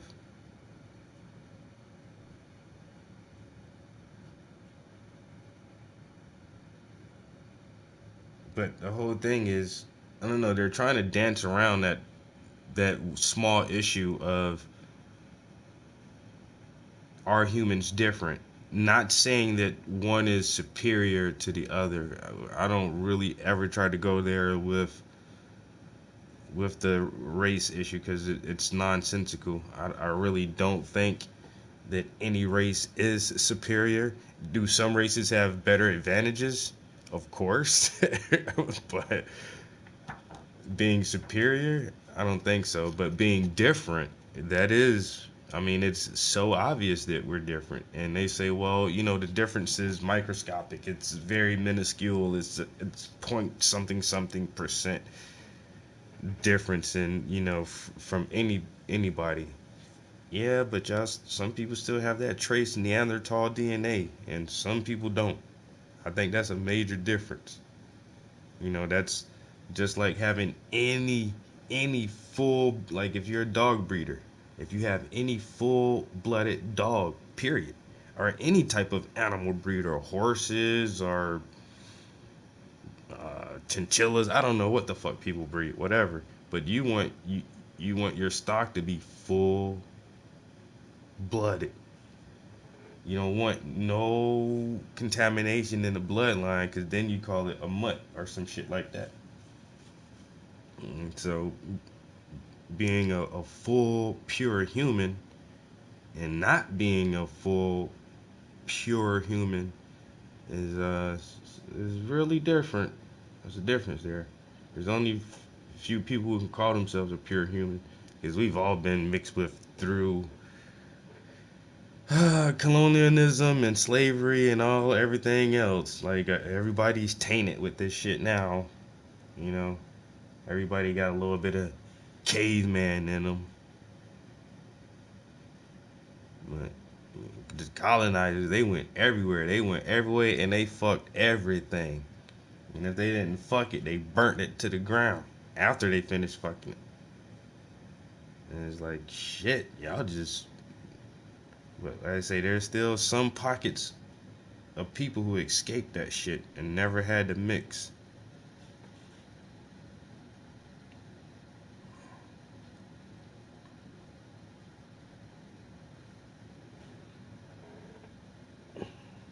I got some big ass fucking veins, yo. Because the difference that we're talking about there, if there were to be one, isn't particularly significant and doesn't enlighten us on anything. So I'm not familiar with what Watson said with regard to race. I'm probably heard about it at some point. Oh, we lost the caller. No wonder I'm not getting interrupted. It's unfortunate. It's unfortunate. Do you know what he said? Yeah, I know what he's talking about. There was actually my seminar biology course went over some of those things, and I particularly remember some statements about Photo 51, and I just forgot her name too. Someone knows what I'm talking about, but they went in on this woman, and she was not fairly characterized as far as her demeanor, and people didn't want to work with her. Because of their perception that, you know, she's ice queen, you know, this, that, and the other. But I mean, this is, you know, 60-something years ago almost. So, sure. You know, that sort of stuff looking back, you know what, that's not acceptable, it's not professional, and that should have no place in any business or any lab or whatever. And so folks are upset because they feel that, you know, this guy, that guy should not be looked down upon because he has this particular view, which, granted, I kind of see the point that just because someone disagrees with you, but when some of these views are actually harmful to society and they're just generalizations and they're not actually reflective of reality, then guess what? You know what? Not all your beliefs everyone's going to be cool with. Yeah, I mean, he called in to say that I'm discounting, you know, science. Yeah, that's where I'm like, you know, if he didn't understand that, you know, white guys are not a homogenous group. You know, African Americans are not a homogenous group. If he doesn't know that, he might want to go back to biology class. Yeah, this is one of those things where, and I don't think this will catch anybody particularly by surprise. I am fine with discussing things within the context in which they are currently being discussed. So, for example, I'm fine with the notion that race is predominantly a social construct, that the things that unite us are far greater than the things that divide us, and the distinctions we're talking about, how much melanin in somebody's skin or what your particular lineage is, it's incredibly difficult. It's not all African Americans a homogenous group, but all people with a certain skin tone aren't even a homogenous group. They're from all over everything else. And what people want to do is we want to be lazy. We want to be able to take anybody and anything and put them into a convenient bucket so that we can... I'm about as political as George Carlin. So you can YouTube George Carlin, Why I Don't Vote. And I live by that. I love a lot of Carlin's views on politics are the same views that I have adopted. It's a big ass fucking game, and you and I are not in it. We're not a part of the club. You know, unless it's the club they use to beat you over your fucking head all day, to tell you that America is the greatest country in the world. But other than that, we don't get invited to the big club. So you can vote. You can do it. If you're gonna vote locally. Vote for your goddamn city councilman and vote for your mayor. Your local chief of police. Vote locally on some shit that will have a greater impact on you directly in your everyday life these motherfuckers in Washington,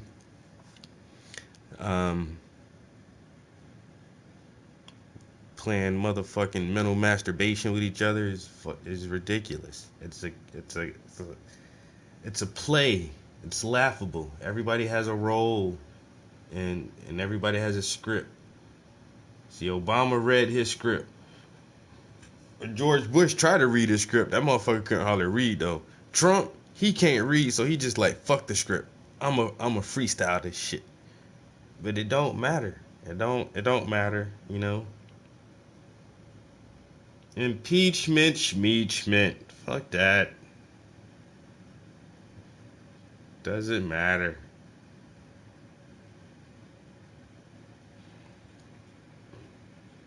I hope you're not political. Because, you know, if you are.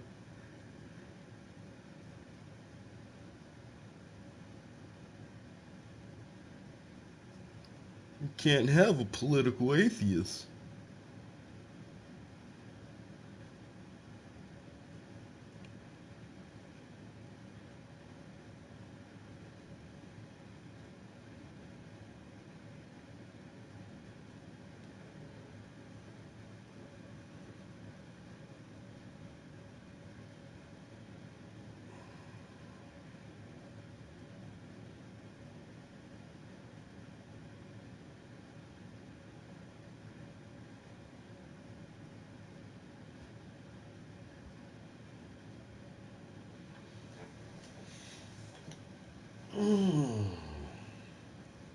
And that boy got some big ass veins, man. Why am I? That we understand. That's why I will never do any kind of intravenous drugs, man. I'll kill myself. This experience today, and there was a white guy on with a black guy, because that's the buckets we want to put people into. Yeah. Because it allows us to dismiss people. It allows us to pretend like we know and understand people. I'm not going to do the absolutely monumentally ignorant thing of saying I don't see race. Anthony Penn will clarify that over and over again. Do not say that, people. You absolutely do see race. It's absurd. You see differences between people. It's when you go through those classifications, how you want to use them and what conclusions you reach. That's where the problem is. Because if there's anybody out there who thinks that I'm not eclipsed on scientific knowledge sitting here today, you not only need to go back to biology class, you should probably just stop talking for a while and read a few dozen books. Where are we going next? A valued customer. I like that name. Ooh, going valued customer in the Midwest. Thank you, valued customer. How can we help you today? Hey, Matt. Hey, guys. Hey. Hey.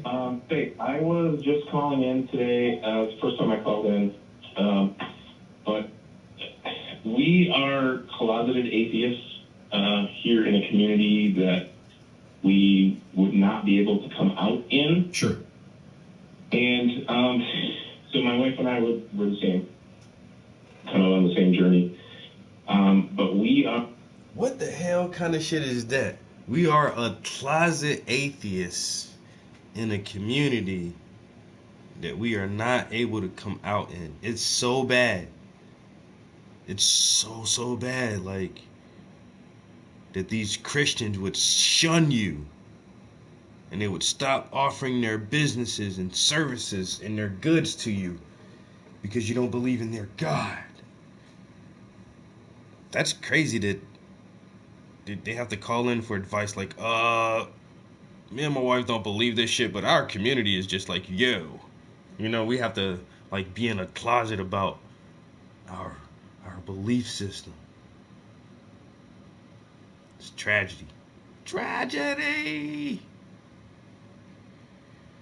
It's sickening even.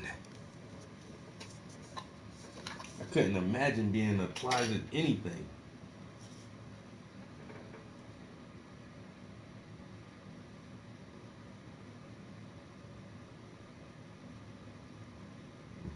Hello? I'm an artist, but the community I live in, I'm not sure they would handle me painting very well. I don't know what to do. I'm a closet artist. So he said, me and my wife are closet atheists. I gotta get back to this call. Damn. For raising our kids in the church, and sorry, I'm a little bit nervous here. No, you don't have to be nervous, and I've answered this issue 100 times, so I'm going to let Drag do it. Yeah. So we're raising them in the church, but now as they're getting older, I'm having, and my son, 8 and 5, we're kind of having a fear that they're going to out us unintentionally. So we're just kind of, I don't know, we're just hoping that we're just kind of telling them that we're all going to church. This is our tradition. This is what we do. We're always open to having conversations, and we tell them other people believe other things. But it's just hard when they make, I don't know, we're just afraid sometimes. You are in a terrible situation. Yeah, so there's a few ways to handle this. This is actually very funny. Back when I was on the Magic Sandwich Show, this is a question that similar to the question that I asked Arn, but now I get to give information to you. So I would just make sure that you are educating your kids in the Judeo-Christian tradition. Make sure that they are educated in it, but also give them the tools and teach them how to ask questions. Teach them skepticism. They're not going to intentionally try to get you in trouble. They may inadvertently say something, but any good believer can say that, you know what, I like to investigate all the claims, and that if there's any questions in your local area, hey, why aren't you attending churches? You know what, wife's not feeling good, we're still searching for a church. There's all types of, Well, they're going to church. They're still. He's afraid that the kids are going to say something at church that's going to out the fact that they're non-believers. Is that right? Yeah, that's right. As they get older here, they're, it was easy when they were young. Yeah, you're going to have to talk. You're going to have to talk to them about that. But you do have options in that. Look, the kids are inquisitive. They understand certain things. I don't envy your situation because you are voluntarily lying. You are committing yourself to living a lie in a long-term situation. What you probably need to talk to is someone who was gay and closeted for ages, and how they dealt with lying to anyone and everyone about this, because it's at least from what I've heard, it's at least similar in the and I'm getting nods from one of my friends in the audience. It's at least similar to the emotional trauma that you have to go through. At some point, you're going to have to make a decision of whether or not you want your kids to keep having to do this, and whether or not it's worth it to coach your kids to lie on your behalf. And I get it. You're in a situation where there may not be any other option. And I've told people, if you're in a situation like that, lie your happy little ass off. Because if coming out is going to jeopardize your health or security or job or any of that stuff, you're better off lying. But it ain't going to be easy. I hate saying that though, but it's it's true. Like, just focus on building cover. But I would say, personally, extricate yourself and your family and come to Austin. It's great here. Yeah, and I fully realize that the best thing to do would be to move somewhere else, do something different. It's not always an option. Live opening, but it's totally not an option. And I don't want to make it sound like I'm important or anything, but kind of the status I have in the community. I have a solution. There's nothing I can do. I have a solution. You and your spouse can keep going and lying, and don't make the kids go anymore. And if people ask, hey, why aren't you putting your kids in church? You can say, well, we've had issues with them when they come to church, and we just don't think they're necessarily ready for it. They've been taught some things. We're going to continue teaching them things, and we're going to allow them to make up their own mind and do more of what they want to do. And now you're being slightly more honest. Your kids aren't going to out you, and they're also not having to sit through bullshit stories of Noah and the Ark. It's not something that I don't know if that's necessarily an option either, as we've been going, but people would notice if you guys just stopped? Well, you can keep going. But it's man, we're not like lost in the crowd. This isn't a big church. It's it's like, oh man. Yeah. I didn't say it was a good solution. I said it was a solution. I don't think you have a good solution. Yeah. You are between a rock and a hard place. Make everyone else an atheist. I think that'd be easier. That's what we're trying to do, is change the world around you so that your problem goes away. Yeah, and my hope is that both my wife and I were raised Christians. My hope is that, and I think that everyone around me as they were raising us was legitimate about their belief. But my hope is that hearing both sides of the story, they'll come to a logical conclusion down the road when they're older.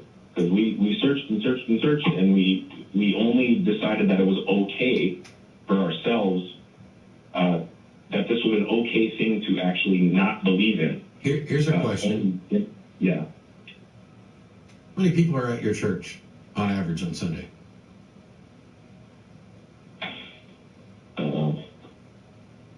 30. 23? 30 or so. Yeah. What if 20 of them are doing the exact same thing you're doing?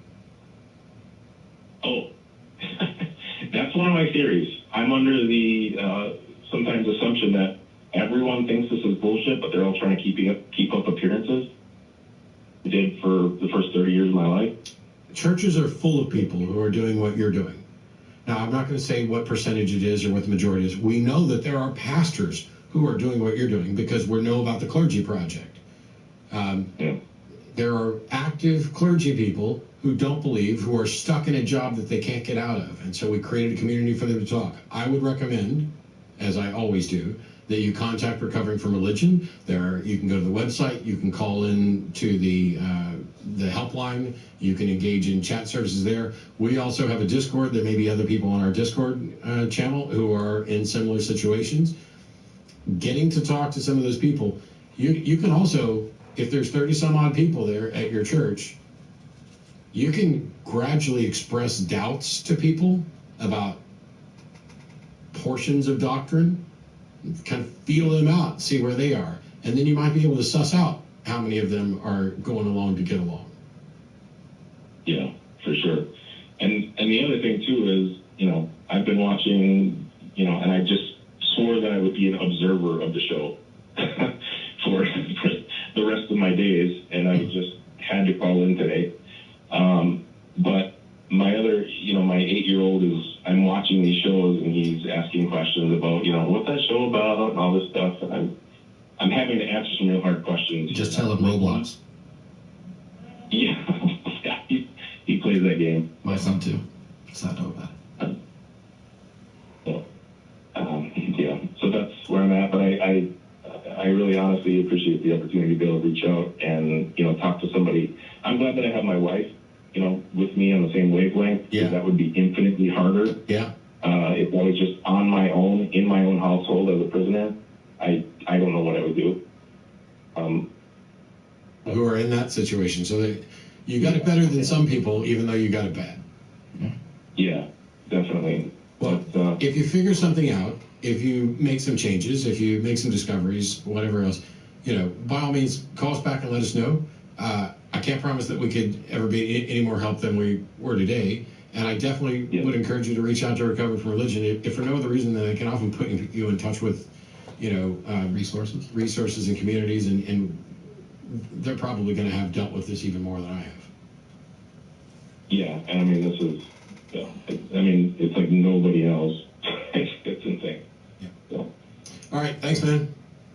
Call. Okay, Matt, you guys really appreciate taking my call, and you guys have a good one. You too, man. Best of luck.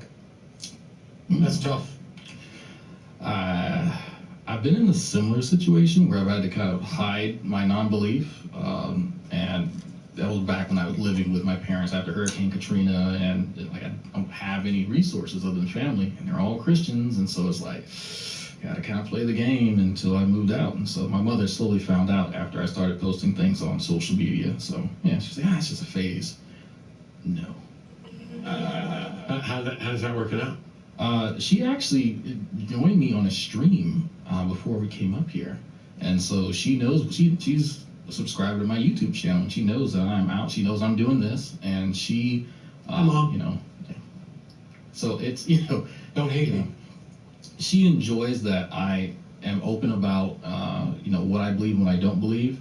She just wants me to be honest, to be true to myself, and to be obviously she wants me to be a Christian and she prays for me, but she's not belligerent about it at all. Yeah, there are a number of parents who are. I've had back and forth with my parents, and I've heard it. One of the things that my dad pointed out at one time is, hey man, it's your life. God gave you free will. If you want to go to hell, that's your choice, and it's not something he has to actually worry about. So there's been the passive aggressive thing. Mm-hmm.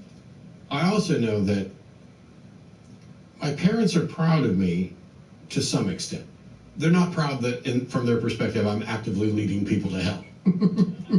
They are proud of me, because they know that I'm a decent person. Mm-hmm. They know I'm doing something that I love, and they know that I hope they know that I'm being sincere, especially after we've had, conversations about it. Right.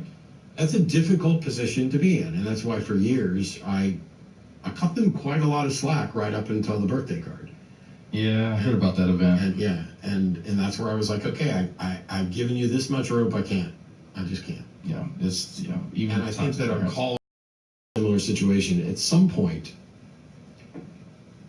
It's normal for human beings to hide their aspects of their true self from other people. Almost everybody does this. We do it when we first meet someone because we'd like for them to like us and we'd like to find out whether or not we're getting along. So you gradually dole out the little pieces of your debauchery or whatever else it is. It's like, and then what ends up happening is that if you're in relationships that are compatible, either it becomes a non-issue or you find out that you're similar in some way. Mm-hmm. Your kink's not my kink, but your kink's fine. Or your kink is my kink, and let's go have fun. And not just with respect to kinks, but we do that. That's normal. What's not healthy is living a lengthy, grand lie to anyone and everyone around you. Because now you have nobody that you can connect with who knows who you actually are. No, because you're putting up this facade. You're walking around on eggshells so that no one figures out. Because you don't want to be alone. Yeah. You're terrified that people aren't going to like you for who you are. And all I can tell you is that the people who truly know who I am, most of them are still okay with me. They like me some of them. Yeah. Some of them don't. I don't really miss the ones that ended the relationship because now I have relationships with people who appreciate me for me. Not who they think you are. Right. I don't have to put up a facade ever. I found my brand. I got my network. I got my people. We're all here. And it's some of the people on the other side of the glass. And there's probably some of the people on the other side of the glass here today who are like, yeah, I'm here because Dragnaut and the rest of the community, that Matt's an ass and I don't want anything to do with him. Cool. I appreciate the fact that at least if they're going to be dismissive towards me, that maybe they're doing it because they genuinely know who I am. Right. I'd rather have someone hate me for who I truly am than hate me for who they heard I was. And I'd rather have somebody love me for who I truly am than love me for who they think I am. Facts B. Where are we going next? All right. This person's been waiting forever. A Radical? Here we go. Line 4. A Radical, you are on with Matt and Dragnaut. Hi, Matt and hi, Dragnaut. Hi. Did I say that last name right? Yeah. Yeah, so normally they ask whether or not someone's a theist or a non-theist, and you're listed as neither. Right. That's not possible. So I'm gonna short circuit this right off the bat. Are you actually convinced that any God, is real? I do believe that there's a mind behind reality, yes. So you're convinced that there is some God thing? Yes, and if given a chance, okay. I'd like to prove that to you. Then you're a theist. I don't know why you would say neither, but okay, go ahead. Okay. To me, this is a fair conversation. I just want to point out a couple things. Being that this is a type of mini debate and you are on the side of being an atheist, that there is no God or that there's no evidence that there's a God, I'm not convinced there's a God. Right. You are going to be entrenched in the position. Sustain itself, and death is what happens. Wouldn't that be an intelligent prerequisite? No. I'm still it's sure not a stupid one. So, oh my God. So how I'm still always confused about these intelligence arguments. I've yet to see or experience or know about an intelligence that lacks a substrate. You get what I'm saying? Okay, the substrate would be the laws of nature. So this nebulous concept of intelligence is being attached to another abstraction.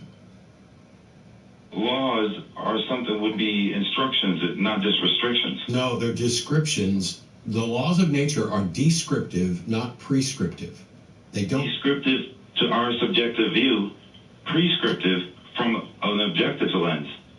No. Physics works the way physics works. Chemistry works the way chemistry works. There's not any reason to presume that there's an intelligence giving out instructions about how hydrogen and oxygen should combine. Is our view the only view that matters? I'm not sure. Our human view, our human perspective. Our perspective has little to do. It's not even remotely germane to the objective state of affairs. What I think about hydrogen and oxygen has no impact on how they bond to one another, just as the laws of logic, as people like to reference. So you can defer to these abstractions all day long, but they're going to be what they are, regardless of we're here or not to perceive them. Right. And what I'm saying is that there are laws that exist that we observed and articulated, but we did not create. Yes. That we are observing, so that would make them objective and us subjective for describing them. There are laws that exist that we did not create. Now prove that some other intelligence did create them. This is where you need to demonstrate that a law is prescriptive and from an intelligence and not merely descriptive, being recognized by an intelligence. Okay, the fact that nature and everything in it set up in a certain particular way. It's a nice that presumption. Everything in it. That's a presumption too? Yeah, so you're presuming that something set up something. Set up? Yes, that everything is set up. How do you demonstrate that? How do I demonstrate that life is performed? That life is played out incrementally, when that's how we viewed everything in history. How have you personally ascertained that an entity fiddled with reality, it stuck its tendrils into our reality and crafted these abstractions and the fact that there's an order to everything. Okay, how? Okay, now your entire argument is we perceive order, therefore there must have been an intelligence who crafted that order. Please demonstrate that the only way to achieve the order we perceive is if there is an intelligence that crafted it. Because everything that's accidental does not create intelligence from it. And there's life that came from the chaos of the universe. This is another assertion of yours. Please demonstrate that intelligence can only come from an intelligence. Intelligence can only come from an intelligence. So what created the original intelligence? Nothing created the original intelligence. If it's infinite, it doesn't have a beginning. Man, that sounds like special pleading to me. But you still didn't demonstrate that the only way to Where does science come from? Philosophy, right? You still haven't demonstrated that an intelligence can only come from an intelligent origin. Hold on. No. I asked the question. I asked the question. You called. No, stop, Radical. Stop. You just asked me to answer the question. And now I'm telling you to fucking stop. So stop. Stop fucking cursing at me, dude. I'll fucking curse at whoever the fuck I want. Stay on the line, and I will curse your little bitch ass into oblivion. I'm gonna curse. I'm gonna put you on hold so you can listen to me spew forth fucks and shits and whatever the fuck I want. Stop. You called in to argue for a conscious creator of the cosmos. And we asked you to do that.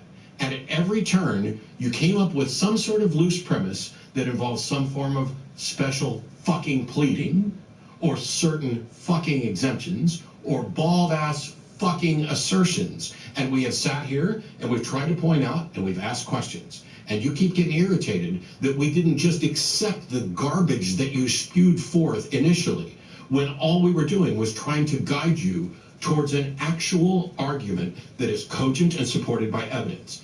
And every time either one of us have gotten you to amplify what you're saying, you go back to yet another assertion. Well, you can't have intelligence without an intelligence to guide it. You can't have order without an order to guide it. At no point did we say that you were wrong.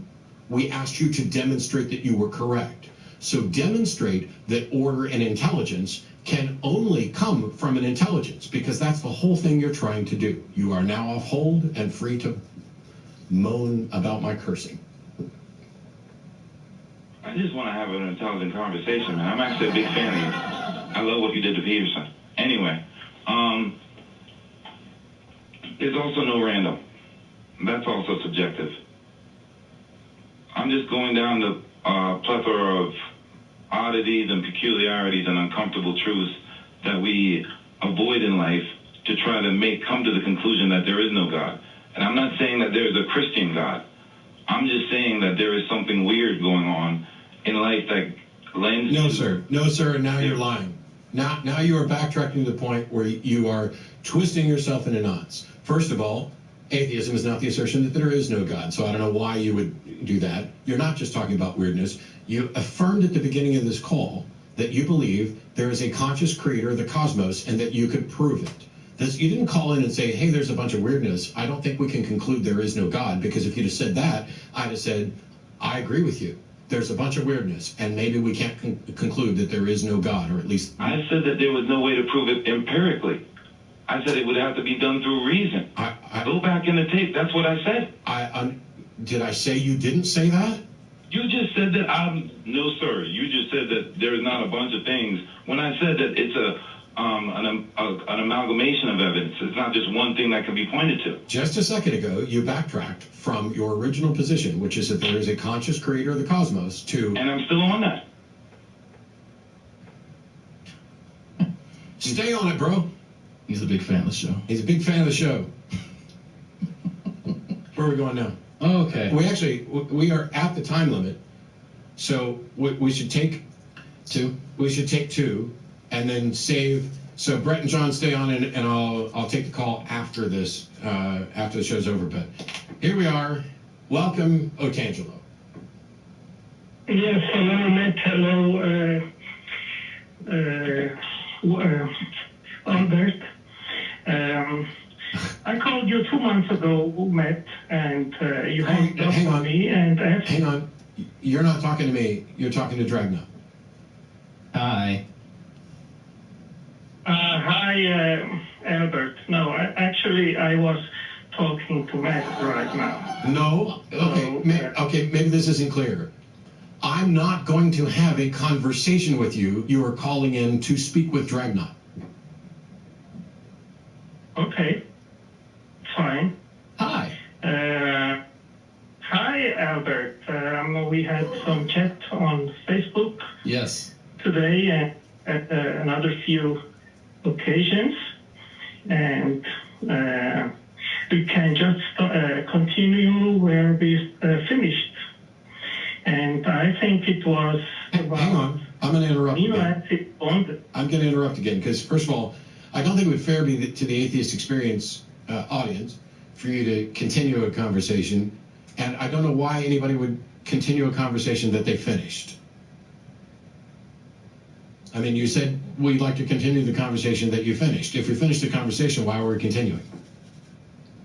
No, it is not in the sense that it was a closed matter. I mean, I left because I had other... It's a closed matter. Thanks, man. There we go. As the president of the Atheist Community of Austin, I'm used to at the board meetings, after we finish the old business, we move on to new business. And so if the matter's closed, we'll move on to new business. And on that note, here we go. Brett in Washington, thanks for waiting. It says here you have convincing evidence that the Earth couldn't be here by random chance. And are you there? Yes. Hi. Okay, I'd like to say, first of all, who's claiming that the Earth is here by random chance? Because I'm not. I'm not. Well, I'm not sure I use the words random chance. Okay, but, what would you say? Naturally occurring. You're going to prove to us that the Earth cannot be naturally occurring. That's a bit of a sensationalized headline, but I would say I have a published. So I have a published scientific article from a Swedish team of astrophysicists that's published in Astrophysics Journal. Purports that the Earth is a roughly 1 in 700 quintillion chance of occurring naturally. And how does that prove that if it's a 1 in 700 quintillion chance, we'll assume that their math is correct. How does that mean that it can't happen? Sure, doesn't that mean that it's 1 in 700 quintillion? I mean, yeah, that's a very small chance. So but the paper is affirming that the Earth can occur by natural circumstances. It's just 1 in 700 some odd quintillion, right? Yeah. How many planets are there?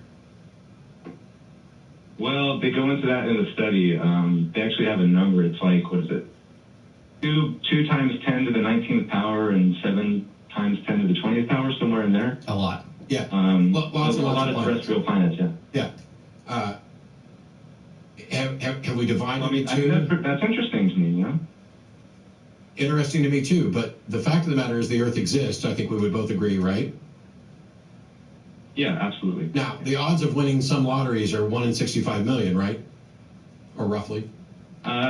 Yeah, that sounds about right. And yet, doesn't somebody win some lottery pretty much every week or every couple of weeks? Yeah. Yeah, but so 65 million is a lot less than 700 quintillion. I agree. I know how fucking math works. I'm just saying that if the fact that something is unlikely is irrelevant once it has in fact occurred. And so what you would need to demonstrate, not that it's incredibly unlikely that the Earth exists or it's incredibly unlikely that I exist, but what the explanation for that is. And you cannot go from, wow, this seems really unlikely, therefore it's more likely that a God did it, unless you've got some probability for God you can demonstrate. I don't have a probability, but then we're done. I just mentioned something from the article. Thanks. People can look up the articles on their own about that. We'll go ahead and take John on this. John in New York, thanks for waiting. You are the final caller for the show. Hello, can you hear me? Yes. All right, so I was, what's up, Matt? I was just wondering, I watched a debate between you and Jay Dyer. Yeah. And the debate got into a thing about the laws of logic, right? And it came to the point where I think what you were trying to get across is that you don't think that you didn't see any demonstration that you needed to give a justification or a foundation for the laws of logic. Is that about right? Correct. But essentially, I don't have to know how a gasoline engine works to be able to tell you whether or not it is working, to be able to drive my car and tell you whether it's functioning at least acceptable. And so Jay's objection was that if you don't have an explanation for the laws of logic, you can't then use them. And my response is that that's simply not true. I can use the laws of logic irrespective of whether or not I know why they work or whether or not anybody knows why they work. Their working is self-demonstrated. I think it was not as much about with Jay, at least. I'm not here to defend Jay, right? But sure. It seemed like it was more with Jay is how in your worldview can the idea of laws of logic be made an intelligible and meaningful concept? Would you agree that when we talk about laws of logic or uniformity in nature, that if we're trying to be consistent with with rationality and the conditions of reason, that we're to try to give a rational justification or a basis in our worldview for how these concepts and how these things exist? Yes, it would be very nice if we understood how they exist or why they exist. But it may be, I see no reason to presume that there is such an explanation. It could just be true, in that sense. Yes, it would be very nice. But the fact that we can't give an explanation for it does not mean that they don't work. And it does not mean that Jay's proposed explanation is the right one. Right. So do you think that we have to justify the truth of the laws of logic exist? No, the laws of logic don't exist, and we don't have to justify. What ends up happening is these things are used and constantly shown to work, just as if I picked up a pen or pencil and wrote with it. And until such time as the pen stops writing, until such time as logic demonstrates that it doesn't work, we just keep going with it. And the problem there becomes, in order to prove that they work, you would have to assume that they work. And in order to prove that they don't work, you would have to assume that they work. And this would also be true for anything that you would propose as a foundation for them. So it appears that we are stuck, for at least for now, and perhaps forever, not having the sort of foundation we would like to have for the laws of logic, which is why I don't claim to be absolutely certain about anything, just maximally certain for those things that are deductively arrived directly from the laws of logic, like math. Right. So, but the thing is, when we talk about worldviews, when we talk about, I guess what Jay was getting at was the transcendental line of reasoning, and yes. Others like and I apologize, we're out of time. We're actually over time. Jay's worldview includes an explanation for the laws of logic, but there's no demonstration that his worldview is correct. My worldview. Yeah, but that's not. But the demonstration is the impossibility of the contrary. It would be that when you deny God. There's been no demonstration of the possibility of the contrary. I think there has. Okay, you're wrong. Thanks. I listened to that debate. Spoke to Ozzy and to Malpass, and painful. Yeah, if there had been a demonstration that you can't have logic without God, well, then I wouldn't be arguing with you anymore, and there'd be a Nobel Prize for that, and it would have set all of philosophy on its head. It's like, you might as well be calling in to say, we've solved the problem of hard solipsism. No, you fucking haven't. The very nature of the foundational laws of logic, for those who aren't aware, we're talking about identity, non-contradiction, and excluded middle. You would have to assume they're true to even try to prove they're false, and that leads to a contradiction. The problem there is the only reason a contradiction is a problem is because of the law of non-contradiction. But when we keep using these, it's like we've got a ruler and we keep measuring things with it all over the world. And these people are saying, yeah, but you don't know why an inch is an inch. I don't care why an inch is an inch. I still know that this is 8 inches. I know that, I was talking about the width between my hands. I was a bit approximating. So to say that I need to understand where an inch comes from in order to be able to measure is wrong. Let's say that we did not have the history of an inch. And we lost that. We've had all kinds of weird measurements, especially, it's from your nose to there, and it's this part of your arm, and it's this person's foot is how we get to a foot. Maybe we lost all that.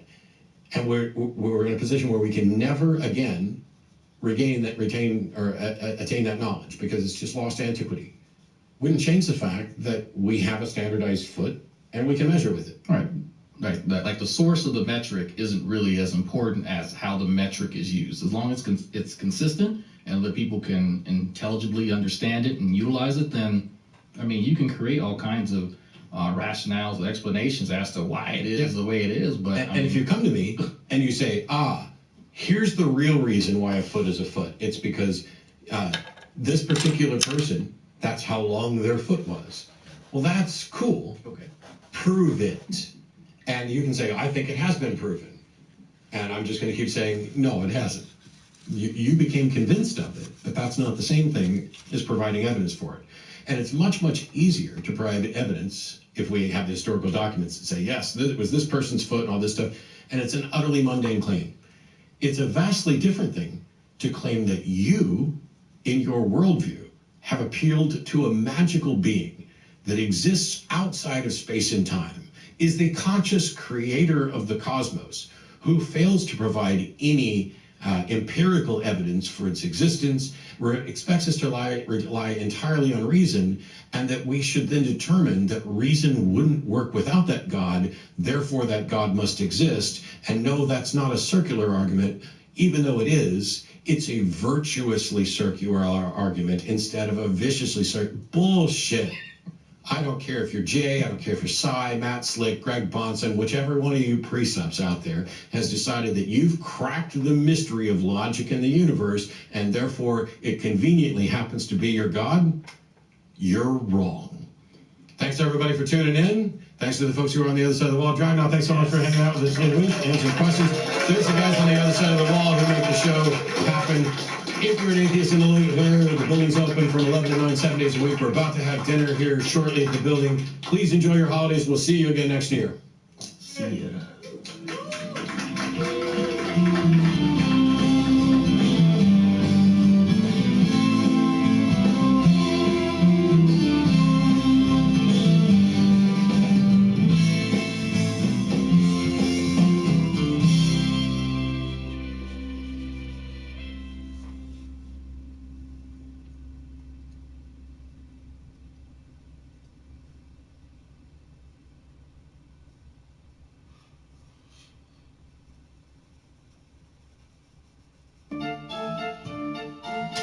What are we doing, man?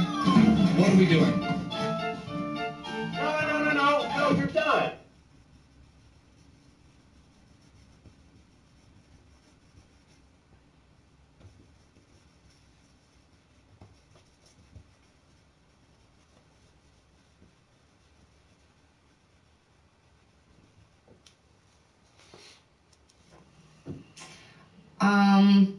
I don't know how to say your name. Is it Bro? You were on that. Is it Bro? Jenna, Eric, and Dawn, it's Bro. Hey, Bro. Awesome. Hey, Bro. Hi, how are you doing? I'm okay, thank you. So I'm from Canada, and I'm not an atheist, I suppose. Okay. But you guys have, you probably heard Matt having a debate with Dr. Jordan Peterson, my homie. Mm-hmm. And the thing about it is that I've observed on your show that you put psychics down. You're like psychic phenomena is nonsense, this and that. Mm-hmm. But you don't talk about the fact that science has actually studied psychics under laboratory conditions and found positive results. Your own American Association of Psychology. Positive results of what? I'm sorry, what? Positive results of what? I'm sorry, I'm going to ask questions because I'm trying to follow you and I don't want to get lost. Well, there have been psychics in laboratory conditions with strict protocols to rule out any kind of cold reading or anything like this, and there have been positive results for psychics. So, positive results for what? Okay, well, let's take, for example, the remote viewing experiments, which went on for 20 years. You're not going to tell me, are you? And had garnered $21 million from the United States government. So if you repeat an experiment over and over and over again, eventually you might find an effect. Is it one of those sorts of things where you do it until you get some sort of significant result? I don't know what result we're trying to get. Well, honestly, if psychics were real, the James Randi challenge would have been collected. Well, maybe it came after that, but I want to know what we're testing for. What are we looking for? No, let's look at the James Randi challenge for a second. Why don't you answer my question? Back up and answer. Okay, what's your question? I didn't hear it. What are we looking for? What was the positive result? Okay, well, in order to find out what we're looking for, we have to look at the claim. So, if a psychic is able to see something that the rest of us can't see, let's say it's a dead person revealing information about their former life, or if it's who is coming to a psychic who has a life challenge, but they don't tell the psychic what it is, we have to prove that there's no way that the psychic could get that information from the sitter. So how do we prove that? We put them in a laboratory condition. Okay, and so... Or laboratory. Saying that because it can't... We don't know why they know this information, that means that what? well, no, that's the doorway. And then, because I'm a psychic, I'm trying to find out what's happening to me. So I've sat in laboratory conditions before, and I've had myself do what's called a triple blind experiment, where I can't even see what who the client is or what their concerns are. Only the scientists involved will be able to transmit the information that I get to the sitter. And then the sitter scores that information to the scientist. And then a year later, the scientist plays the recording back to the sitter. The same scientist? Scores it again. Same scientist plays it back to the same recorder? No, it's not the same scientist. That's the thing about triple blind experiments. Yeah, I was clarifying that. I understand how triple blind works. Okay. Yeah. So you're claiming to have psychic abilities? I'm sorry, what's You're that? claiming to have psychic abilities? Do I claim to? Yeah, I've experienced it. He said that he did triple blind experiments to prove it. Okay. So what does that mean? Are these published experiments? Yeah, are these? Yeah, can you do it at will, published. or is this just What a did you- one-time thing? And in fact, Dr. Jessica Utz, who is one of the chief statisticians of the United States in University of California. And what was the control that was used? Well, I'm not one of the scientists. I'm one of the subjects. Have you ever won the lottery? Well, now that's ridiculous, because here's why, and this is the James Randi thing. What if you ask famous musician to play their most famous song in Howard Stern's studio without their band or anything with them?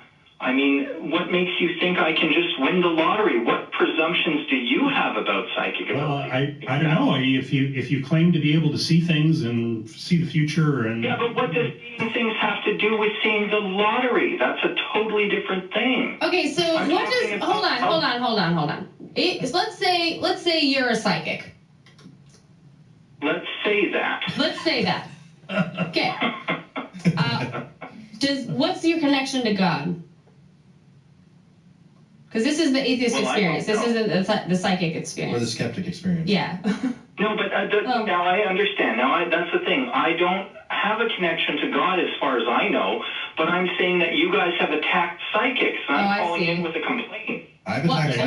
So the thing is that we haven't seen any published evidence that's been approved by like a lot more scientists. Well, how much published evidence have you seen about anthropology reports from the rainforest?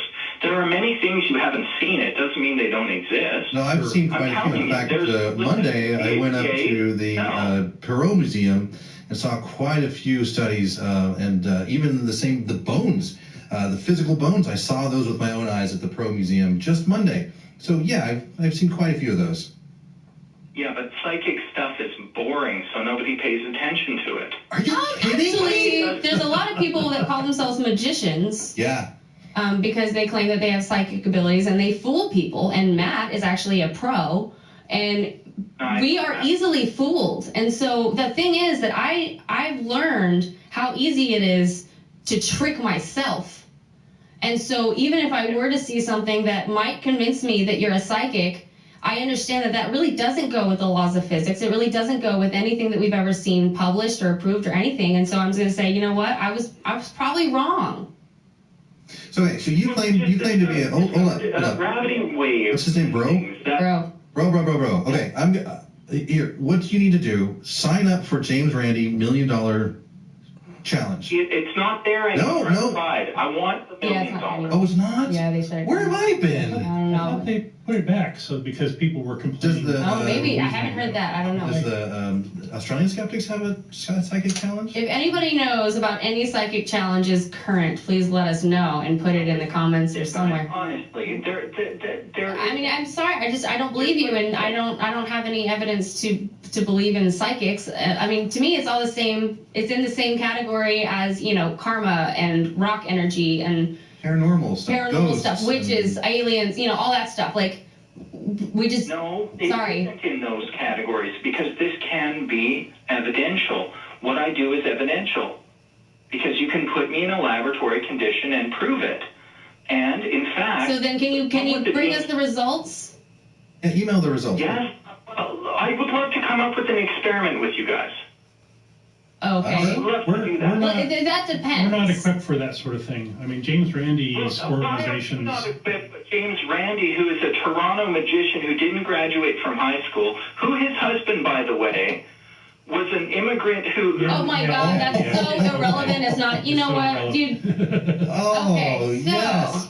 I was saying that's that hang up number 2. the PsyCop organization it has people who are well equipped for this sort of thing, and we're not. Yeah. We're more about theism and atheism here. Yeah, true. Okay, well.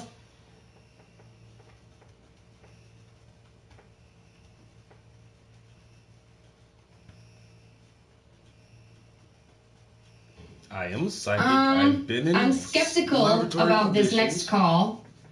The notes say atheism made me racist. Oh, he's from Earth. So let's put. So I'm going to put it on. Okay. Smokey, you are on air with Jenna, Dawn, and Eric. What's going on? What's going on? Wow, I'm like so thrilled to be through. First off, Jenna, I gotta say, I love how you read the thing. Like the disclaimer was implied. I love that. Awesome. Jenna and Don, you guys are awesome. Eric, Yeah, he is. I've not seen you, but I've been enjoying this call. Eric is a special guest today. Awesome. I'm not that awesome. Oh yeah. Very rare that I get to see 3 people and Jenna in the big chair. Like this is like I'm stoked right now. She's doing so Well, good. thank you so much. What's going on today? Okay, so yeah, the tagline was kind of clickbaity, but just a little bit. But it's, Yeah, I get that. You made her click. yeah, but it's accurate, and I felt that it was you know how people say oh, it's a calling or it's ordained or some other mess like that, right? Okay. For an act that they do, I felt compelled to call in and say some things, right? The devil made me do it. Yeah, in a manner of speaking. So the shifting of responsibility is what you're talking about. No, not necessarily. Well, yes and no, both of those. Okay. The shifting of and then the accepting of. So I know that the atheist position is that there is no concrete confirm or deny that there is a God. It's like no evidence. You got to show me something before I say yay or nay. Mm-hmm. You guys would agree with that more or less? We know of no evidence for a God, and so we are disbelieving in that sense. Okay. No serious evidence. How about that? Well, yeah, I'm with that, I would concede with that, and that's how I feel. But what I think is a different matter. I would kind of go off the rails a little bit and say that I would have to. I'm one of those like I'm a step beyond just saying, oh yeah, I don't believe. I'm saying like based on what I've like studied about history, I would assert that the Abrahamic Judeo-Christian God is absolutely fake, without a doubt. Like, can you prove that? Absolutely. Can any of you guys tell me what year it is? Yes. Depends on which calendar we're talking about. That's the answer. I can't see you guys, so I don't know who said that one. But yeah, that's the answer. No. Yeah. Okay, Eric. Yeah. Eric. Our measurement is arbitrary, right? Based on some fixed point. But I can give you an answer. Well, I don't know where you're going with this. Let's. We got a lot of other folks on the line. Let's. Mm-hmm. Yeah, sure. Jenna, where am I going with this, more or less? Yeah. Smokey, are we? Okay. Tell us, please. Yeah, because it's like a really dense subject. I would like to. I believe that. Well, hold on. If you have a really dense subject and you just really need to talk some stuff out, then maybe call Recovering from Religion or hop on the Discord. But if you have something like specific to bring up. I'll make it relatively quick. Okay. It'll divert a little bit, but I'll try to make it as quick as can. But Sure thing. I think Christianity specifically promotes misogyny and white supremacy, man. And, but does that mean that there's no God? Yeah, I mean we don't like Christianity either, and certainly I've done a lot of shows, knocking Christianity off its pedestal, but I don't believe I can prove that the Christian God doesn't exist, right? Because it's hard to prove a universal negative. I mean, there could be a God under a rock on the other side of the universe, and I'd never know it, and I'd never be able to disprove it. You say he was trying to prove God? He said he can. He can prove but like God. I can't prove that Santa Claus doesn't exist. Right. Well, see, I would look at it like this: if you create something, say whatever, if there's a thing that is created, and that word "created" is important. I would say that it remains necessary so long as the inspiration for whatever created it remains. So, like an example, if it's raining and I don't want to get wet and I make an umbrella, I'm going to need that umbrella for as long as it's likely to rain. You know what I mean? Okay. An umbrella, not the. But I'm trying to follow you. Keep going. Okay, so to keep going, biologically, with evolution making sense because things do change over time. We can look at that in our daily lives and see this one thing started as this, and as it became, as certain needs for that thing to become better came along, then it was made better by its surroundings or however. Okay. Evolution has a very specific meaning with regard to life, but you can, use analogies for things that people make, and you have to be careful there because you're dealing with an analogy, and not everything transfers over exactly.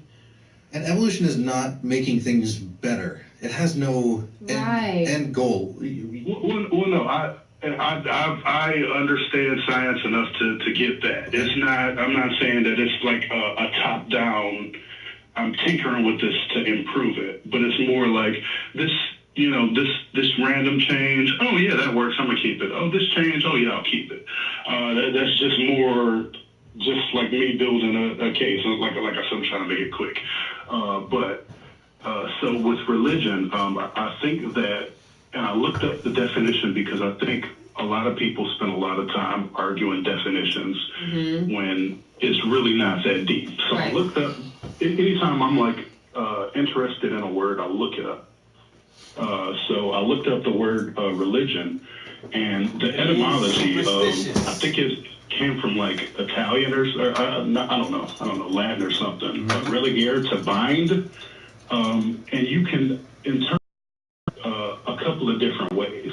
The more sinister way kind of fits the reason why I called, so kind of lean that way. But to bind, you can say it was to bind or to hold back.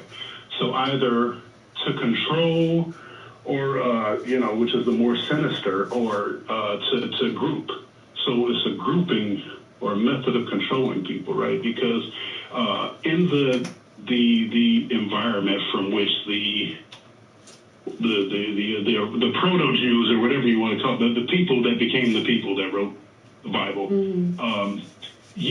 like it was rough back in those days, so you have to have some type of hope to look forward. But that's the thing is, like they could have created this story for survival, for evolutionary purposes, because maybe giving us something to believe in and hold on to, maybe that got us where we are today, but maybe we've evolved enough where we don't need that anymore.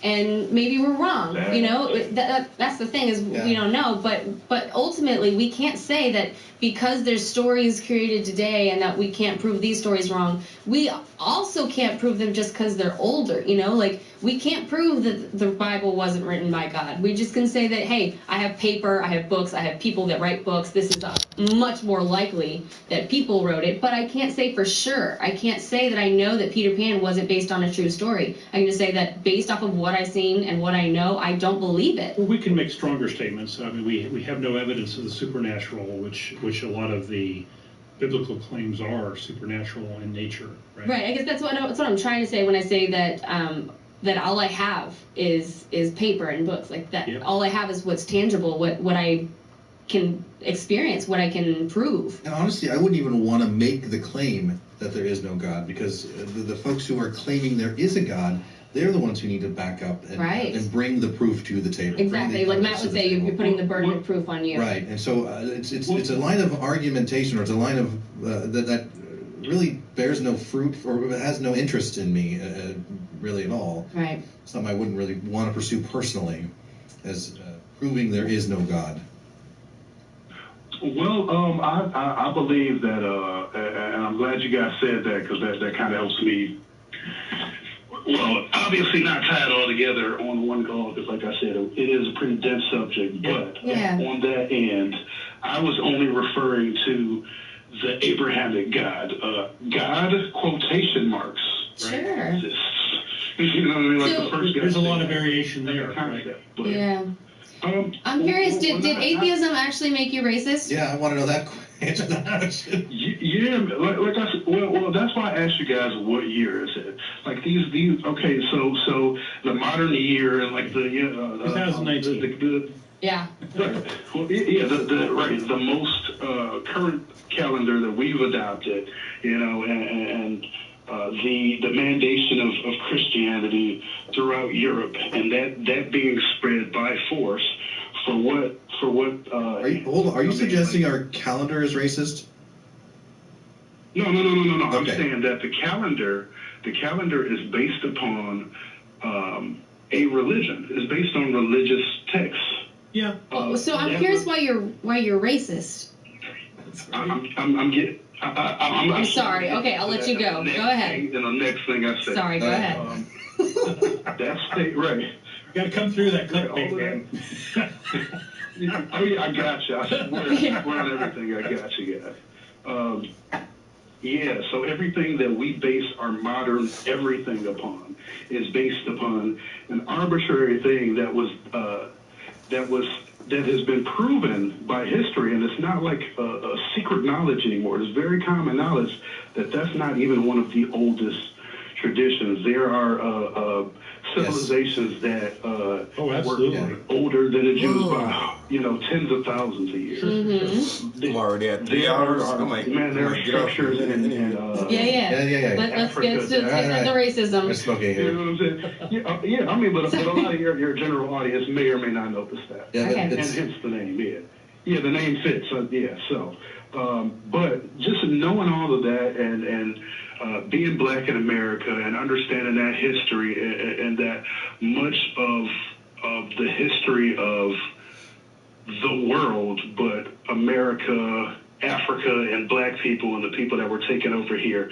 And when you talk about people who have faith, African American people are like one of the most, you know what I mean? Like, if you've ever heard like the memes, like, or any jokes like that, when they say black church lasts all day, that's only partially joking. Like, I've heard a lot of African Americans say that it's as if they adopted the religion of the slave owners. Yeah. You know, and are still slaves.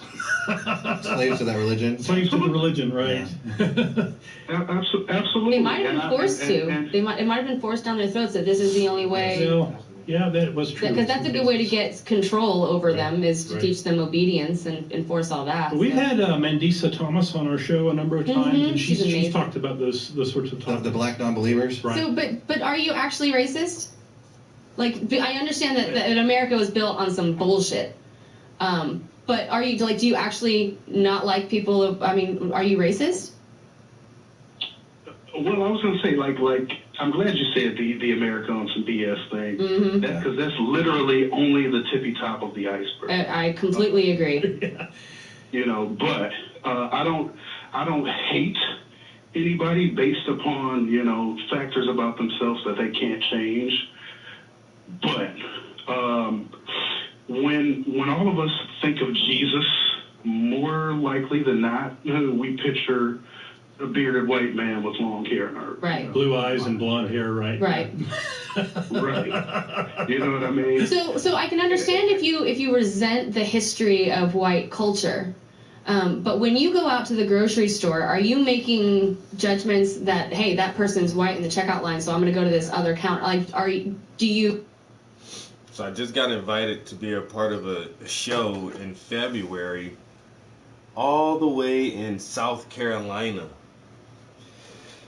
I wish I could be there in person, man, but I don't think I can make it to South Carolina in February. Not for just a little art event.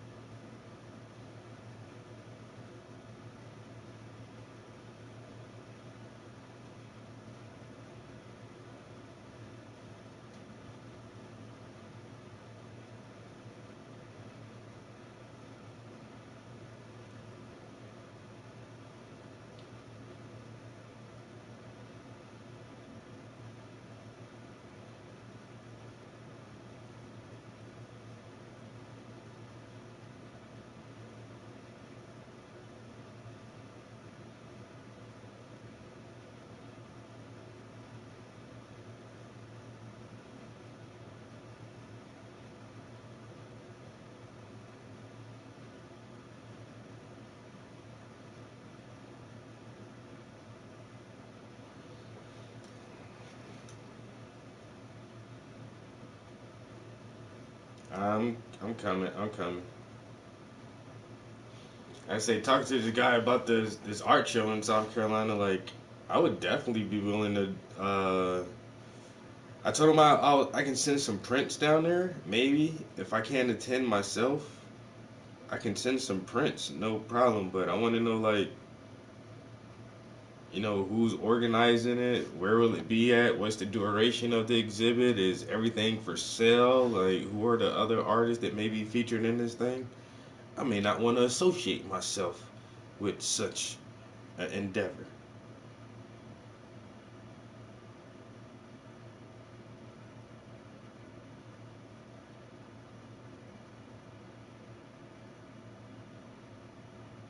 You know, it all depends on who's gonna be a part of this shit.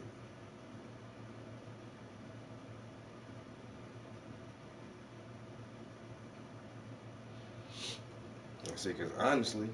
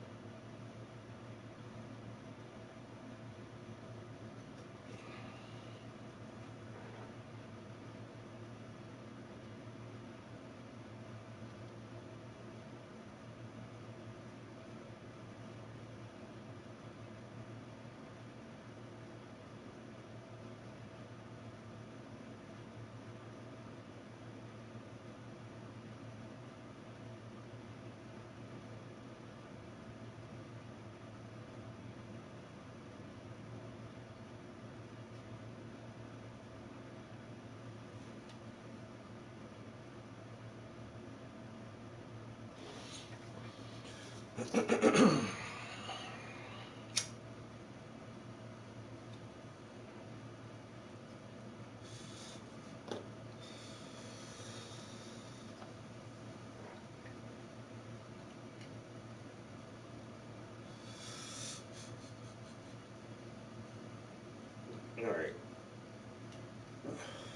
So he did send me an address if I do want to send some prints down there. I just tell him like, yo, if you sell any of my fucking prints, yo, they're $40 a fucking pop. For me, I need $40 for that shit. If you make any more money than that, then you guys can keep that shit back. And those are like my smaller prints. I try to sell those. I sell those for 40.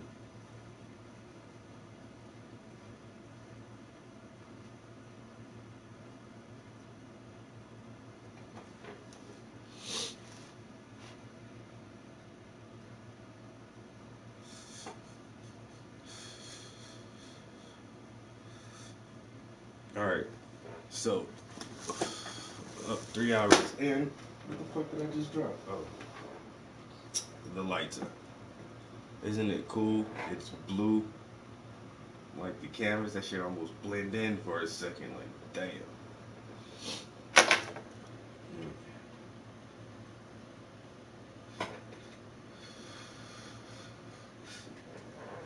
So I'm still working on the second layer of skin tone. It's coming out pretty nice so far.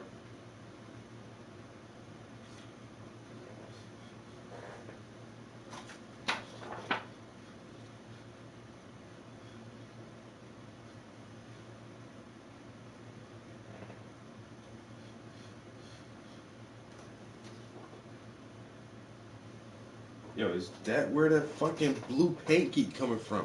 I'm like, where in the fuck am I getting all this paint from? And I done touched this shit again. Fucking shit, bro.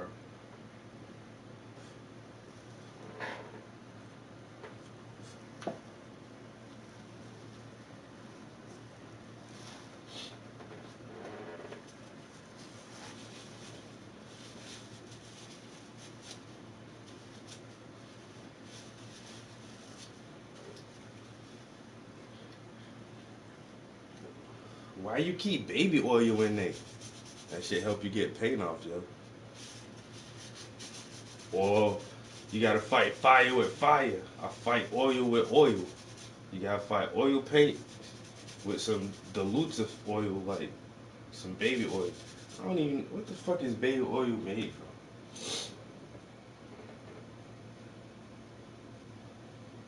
Mineral oil. What the fuck does that mean? Now I gotta watch a documentary on how baby oil is made.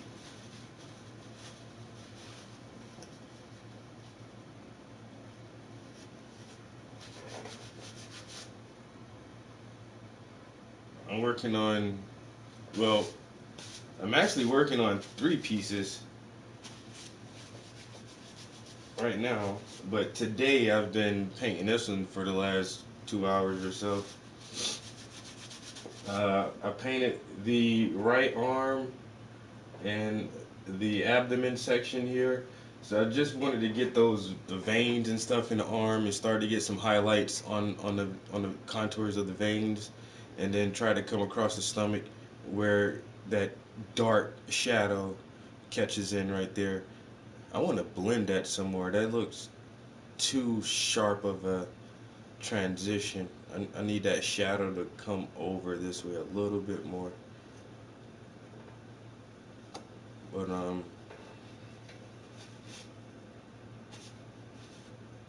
yeah, I'll be working on this piece for a minute.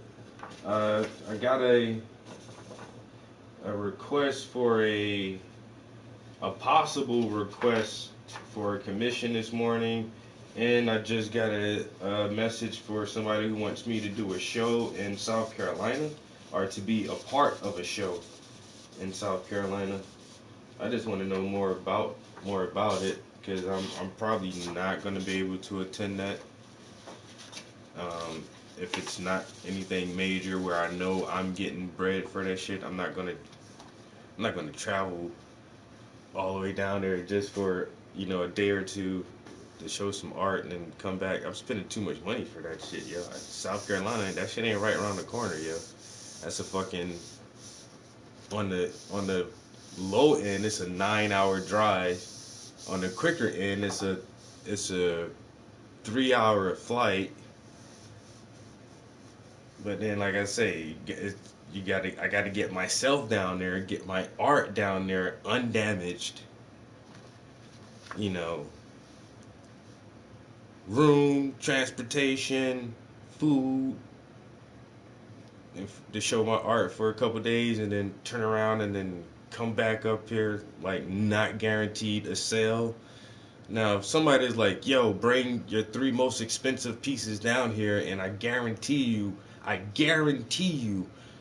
one of them, at least one will sell. And I know for a fact I can go down there for a week and do an art show and make $8,000. I'll do that shit. I would definitely do that, but I don't know. Traveling that far on a maybe.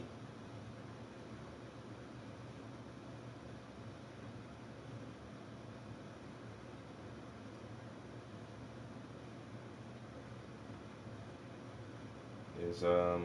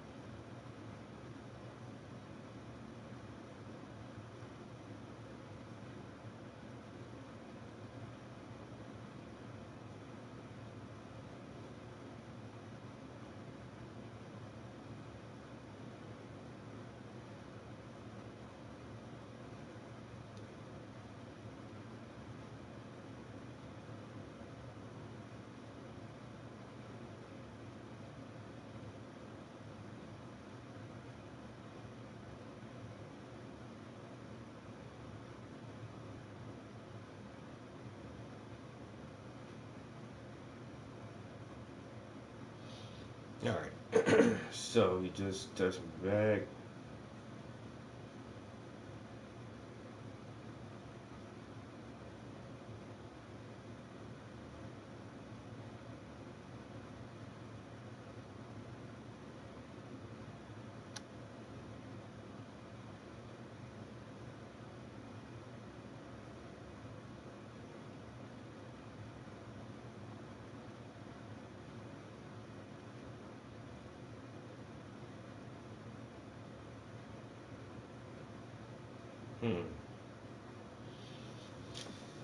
Yeah, it seems like a really, really small event.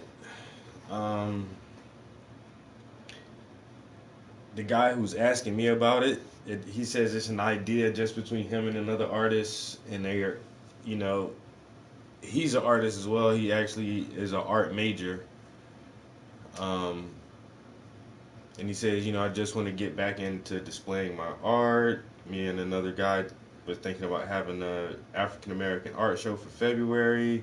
We know this other guy who's going to allow us to use his building for the weekend. So we're going to have several types of entertainment and food on Saturday. Hopefully we'll have a good turnout. It's the first time I've done this, and I want to get back into displaying my art. So yeah, if it's just a small little event like that, not really anything established, it's not like an established gallery or a museum where they already have a recognition and a steady flow of viewers to see new exhibits. This is gonna be like on the whim, and they're gonna have to do all the advertisement themselves, and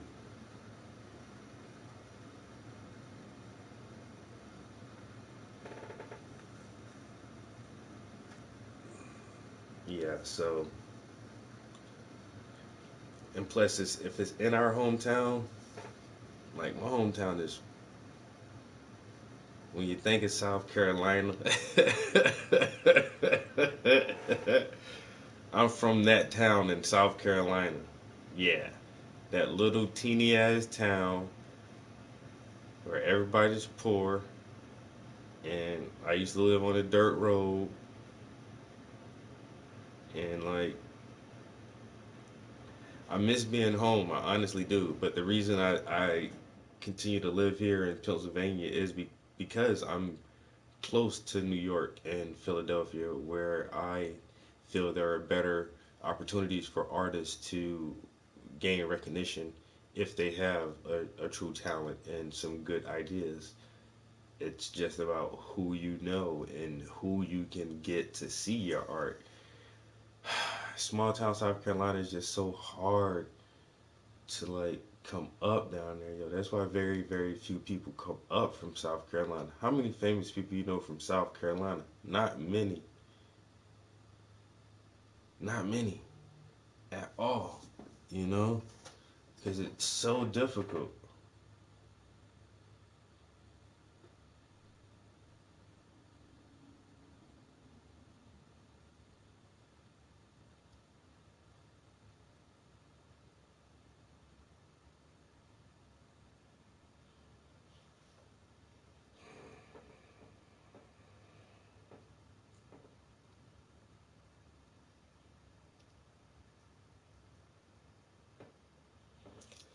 Stephen Colbert. Believe it or not, Stephen Colbert, he's from Charleston, South Carolina.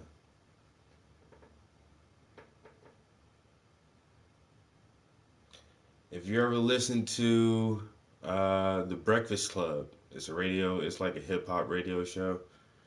One of the hosts up there, he calls himself Charlemagne the God. He's from South Carolina. You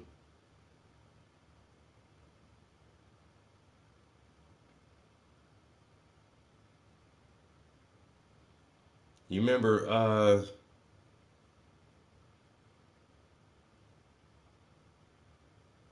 Wheel of Fortune? I think it was Wheel of Fortune. You spin the wheel and you try to solve the puzzles with the words.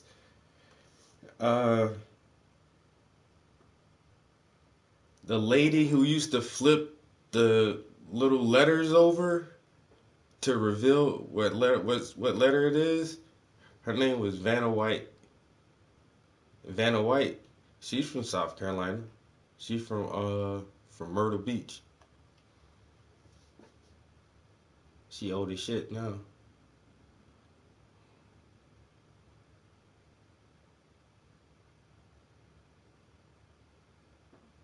Hootie and the Blowfish, they're from South Carolina. We don't have a lot of famous people, man. You know what I'm saying? It's hard out there for a pimp, yo. Ain't no famous people. My most expensive pieces, I have 2 pieces that are listed at $8,000.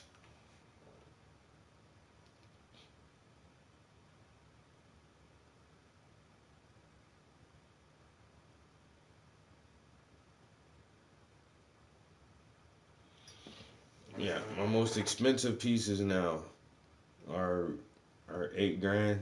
Like I said, I really want 30 grand for it, but I look like a fool putting a price tag on there when I'm like a nobody, especially around here. But it doesn't even matter. I could put a price tag of 30 grand on my art right now, and it wouldn't matter because I can't sell it for 8,000. What's the difference?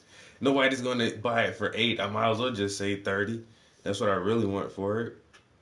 You know what I'm saying? I really want $30,000 for my paintings, but I say 8. You know, I don't even ask for 10 for that shit. But yeah, that's what it is, though. You know, it don't even matter. I say I've seen expensive artwork up close. It's not what you know. It's not your technique, yo. It's your concepts, and sometimes it ain't even your concepts. Most times it's who you know. That's it's all about who you know.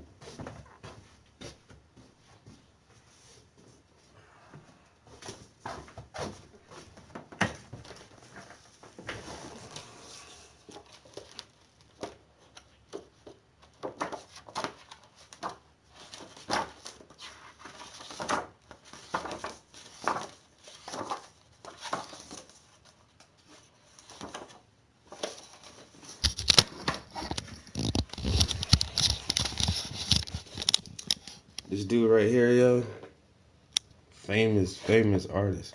He painted this whole thing. He like painting parakeets. Man, ain't no telling how much you want for that painting of those parakeets, yo. And this is another one of his paintings, yo. But he does this all the time, yo. Like these bunnies, this is what he's famous for. Like these little rabbit things. But that painting right there, that shit probably about $15,000, yo, for that shit right there, yo. These little bunnies.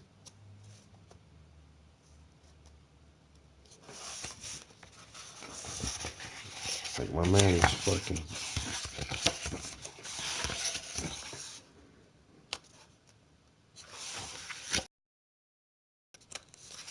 That motherfucker is lit from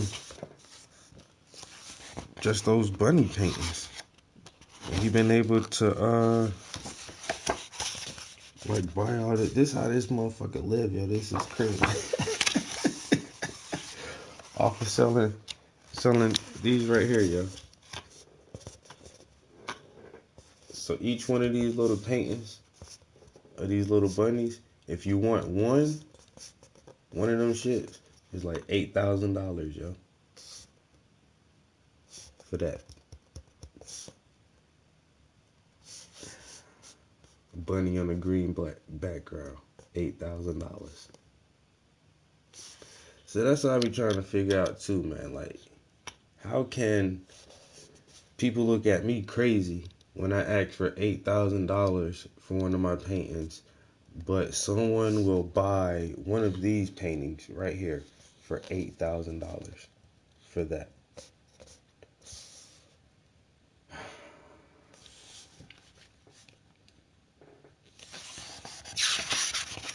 You know, I don't get it. I don't understand it. But it's, once again, it's who you know.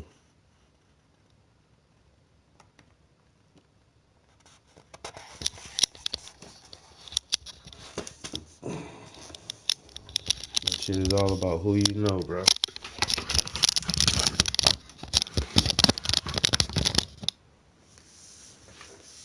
Let me see.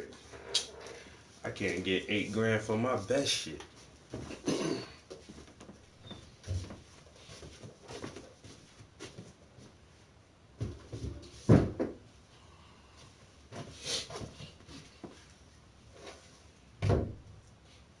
And my other man, his paintings, his shit tight too, but when you look at his shit, yo, man, motherfuckers be paying fucking 30, like 27,000, 30,000 for them pieces. I'd be like, damn, yo. Motherfucker paid $30,000 for that shit. $30,000. And I can't get $8,000. I can't get $8,000 for my best shit.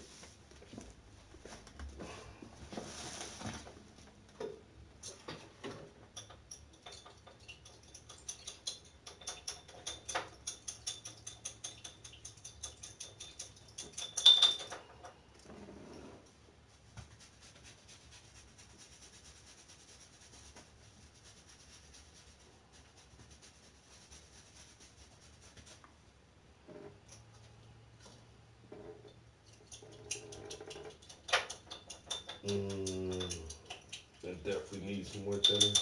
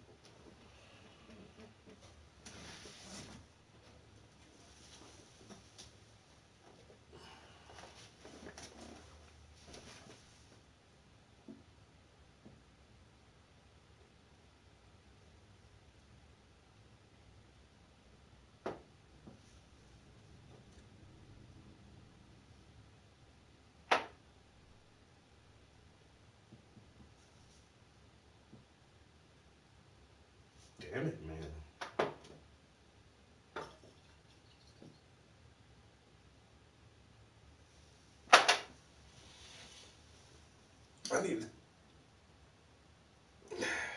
I need a taller work table.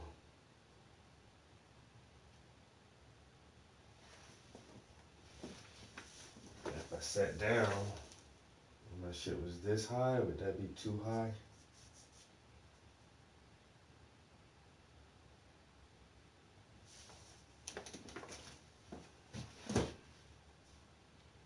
I get tired of bending over at this table, yo.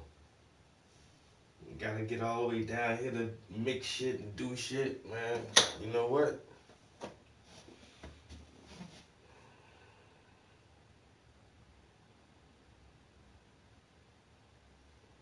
Man, I might put that damn table up on some bricks, yo. I'm laughing, but I'm dead serious. I'm not even lying, you know. Get some center blocks and bring up in here, man, and jack my table up. You know, that table kind of low. Oh my Lord. Do I not have? And that's dirty thinner too. Ain't that some shit? Well, your boy been slacking.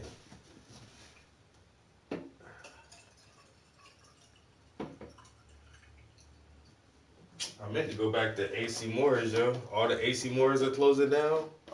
They got all their shit for fucking 40, 50% off. I wonder if it's online the same way too. Can you order it online and still get those same discounts?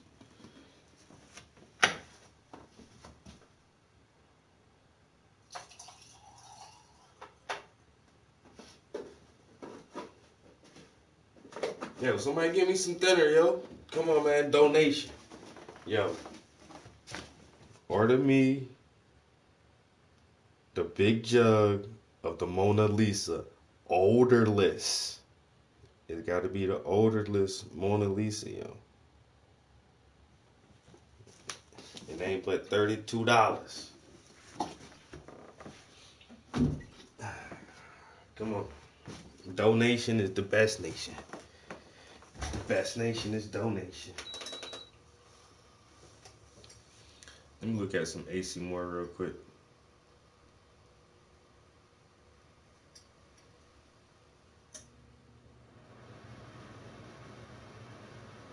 Store-wide sale, entire store, 25 to 50% in store only. Fuck.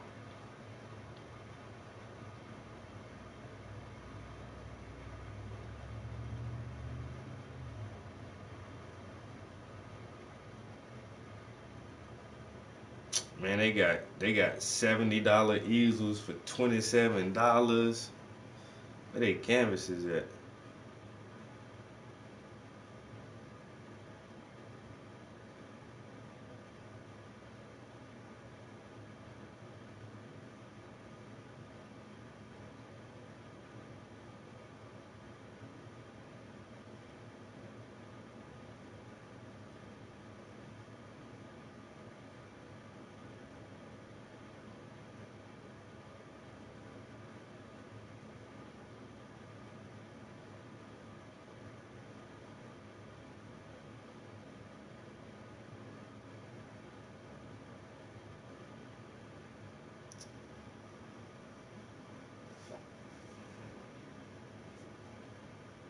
that's crazy. Cause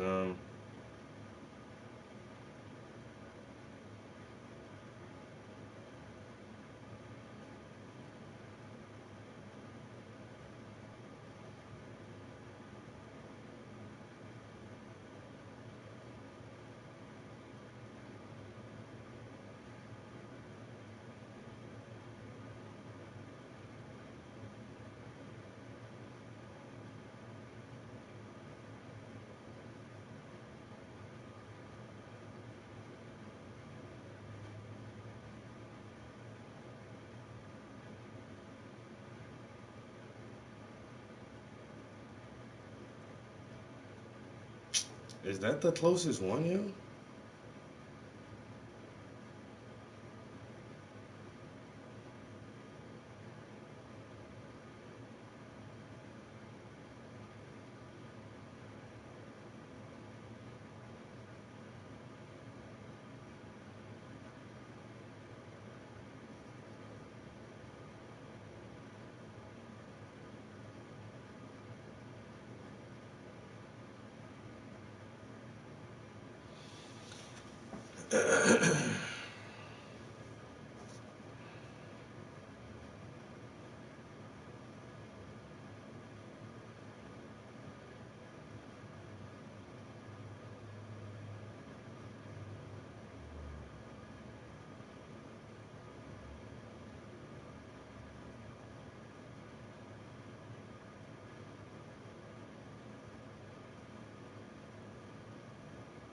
Yeah, that's the closest one, the one in Dixon City, yo. But ah,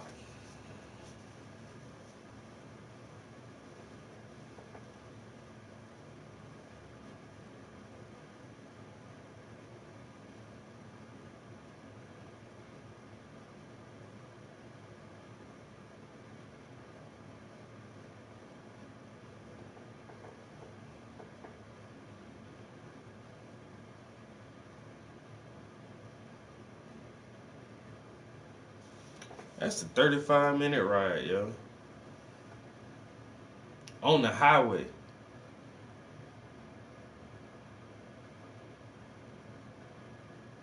That's a 35-minute ride on the fucking highway, yo. That's too damn long to go for art supplies. And you can't order them shits online no more.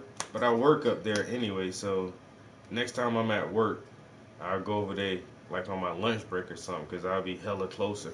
I'm not just gonna ride over there right now. Shit, that's an hour. That's an hour drive there and back, yo. But they got the deals going on right now, yo, and I need some thinner, bad as hell.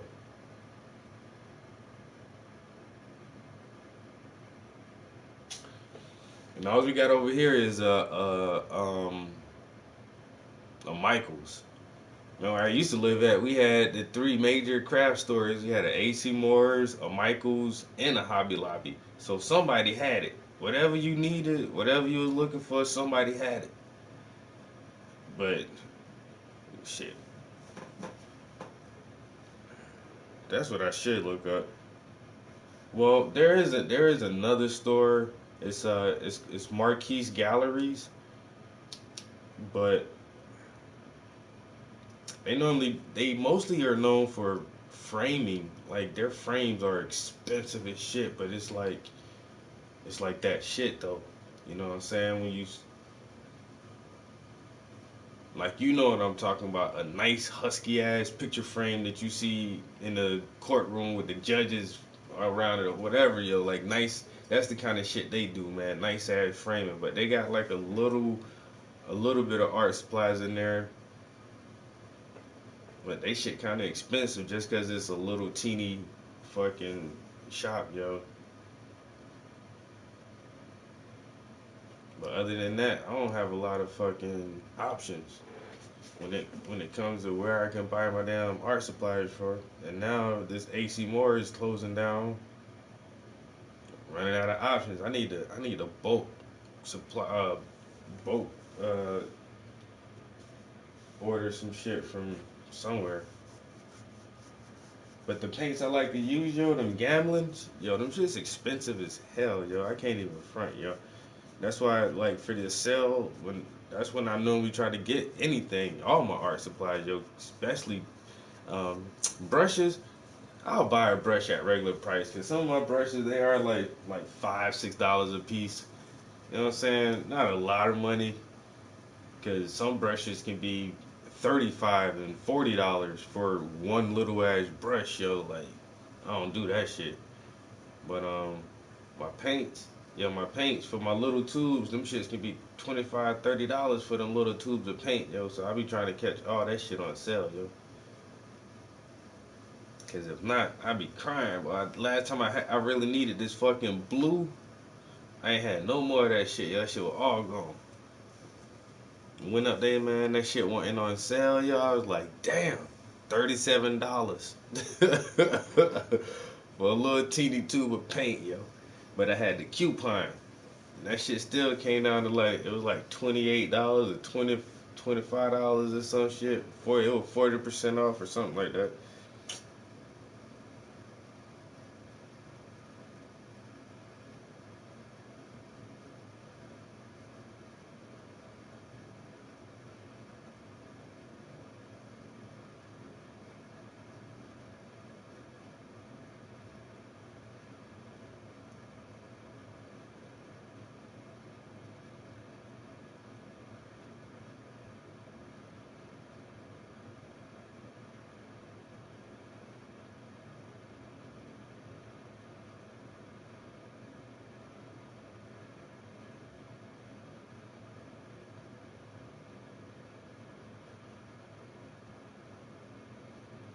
Joanne Fabrics, they have art supplies in there? Never knew that.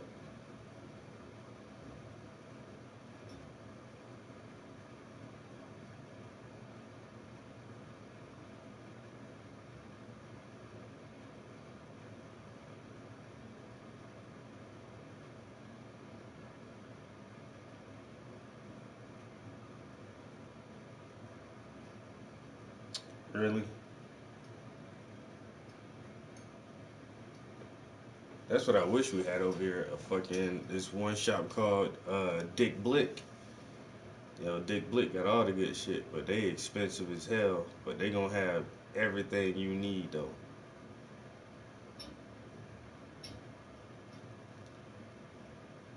If Dick Blick ain't got it, ain't nobody got it.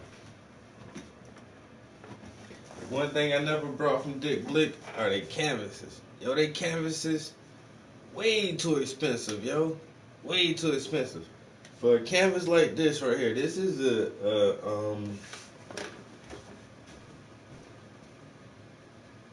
alright, so they call it a gallery wrap.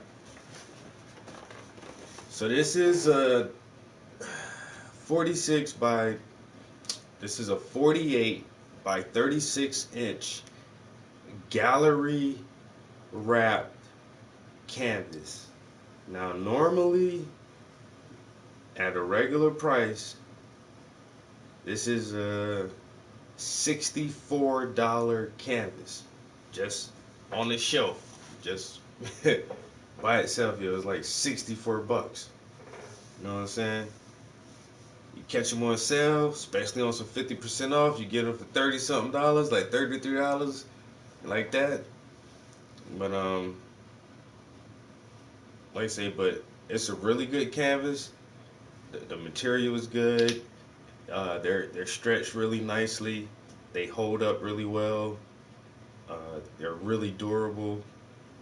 And like I say, on average, you're gonna pay like 64 bucks for it.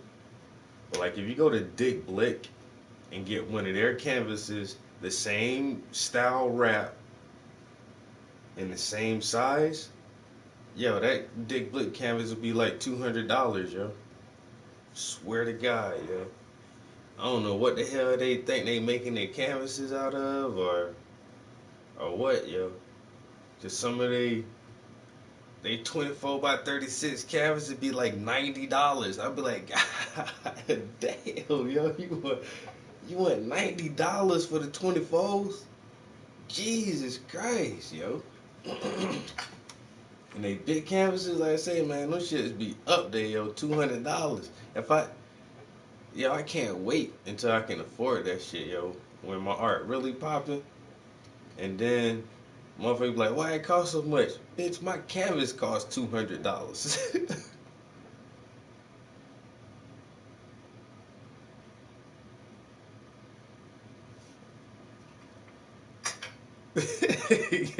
Get down and lay down. That's why they're expensive. Hey, you gotta pay more for the melanin. Everybody want a tan. Some people pay for a tan. Some people don't have to pay for a tan. Everybody know the melanin expensive. I'm trying to scoot close enough to grab this water.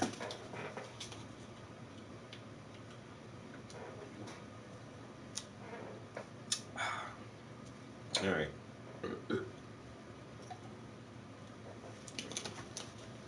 So I do want to blend this thing a little bit.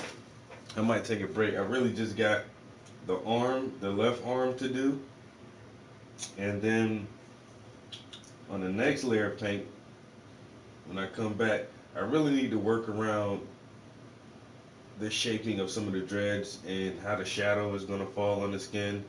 Then I'll actually start detailing the nipple and the navel, because I just don't feel like pulling out like small brushes right now. So I'm just trying to work on just the larger, broader areas with medium-sized brushes. And really, like I said, I think I'm just going to try to feather out this shadow a little bit. I think that contrast is too sharp. I'm going to push that dark into that reddish color a little bit more. And then I'm going to go downstairs and play some video games. This has been my routine since I've been off work, yo. And everybody's like, since you don't celebrate holidays, what are you going to do? I'm going to do the same thing every day. I'm going to go to the gym. I'm going to paint. I'm going to play video games. I'm going to paint and I'm going to play video games. That's it. I don't have any. This is a staycation. I'm staying at home. Yesterday, swear to God, yesterday I did not leave out of this house at all, yo. It felt nice too. I just lounged around. Worked on some art. Played some video games. Worked on some more art. I do have a drawing assignment I need to finish. So maybe later I'll pull out, my pencils and my pad and finish drawing. Eddie! Finish drawing this thing up for this other project that I'm working on. Now I got to see about getting some prints made, because this one guy has a art show coming up in February and he wants me to have some art in there. We still started this canvas back here, and it has a tone on it, but it doesn't have any oil paint on it yet, so we still can put some paint on that. And that's actually the order I want to go in right now. So I started 2 new canvases. So I started this canvas here, and I started that canvas there. And so I already put an underpainting on this canvas, and this canvas already had an underpainting on it. So right now I'm applying the second layer of paint to the skin tones of the portrait portion of this painting. So once I finish the second layer of paint, which is almost done now, I'll put the first layer of paint on that canvas, and then once that has the first layer of paint, then I can put the second layer of paint on this canvas. And then once I finish the second layer of paint on that one, I can jump back into this one and put the third and probably final layer of paint on this canvas, and this will be done. Then this canvas will be done. That's one down. And then I'll do one on that one, and then this one will be done, and then hopefully by then I can start another 1 or 2 paintings after this one, and then keep the process going. And that's how you keep a lot of artwork, man. You don't just work on one painting. You try to work on 3 or 4 paintings. I remember one time I had like 6 paintings going at one time, yo. Just do a layer on this one, do a layer on that one, do a layer on this one, come back, start this one again, do another layer on that one, do another. And then you end up with a whole room of art, yo. Like that painting back over there, that's a nice one. That one in the corner, that's nice. That's a nice one. I got one tucked all the way in the back there. That's a nice painting. So, all of these in this room right here have only been in this room. They have not left out of this room yet. So I'm trying to start the new year. I think I did.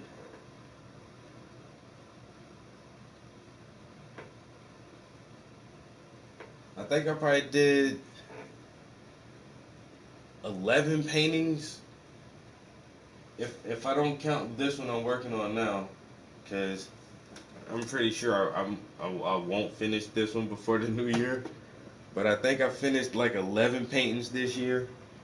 But these right here have not been seen anywhere. So right at the beginning of 2020, I already have 1, 2, 3, 4, 5, 6, 7, like 6, 7 new paintings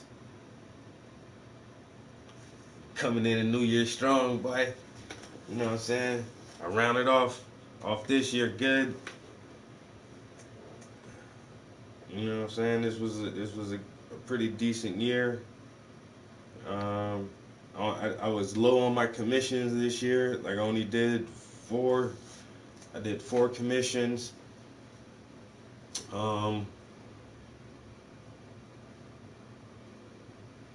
Which is, I'm down like 2. Normally I get like a commission every other month. So I normally I'll do like 6 commissions a year. And that's nice. You know what I'm saying? Because, like I said, my shit ain't cheap, so that money come in handy. But, it's all good. People was broke this year, man. But, I did like 6 or 7 art shows. My TV show. It was a good year. So I'm looking to just better shit in 2020, yo. It's gonna be hard to top this year, yo. I ain't gonna lie, yo. I did a lot of shit, man. I went to an art show in New York. Went to an art show in Philly. Had one of my own biggest shows this year. Like next year gonna be hard to top this shit. But somehow I feel like 2020 will be a lot better, yo.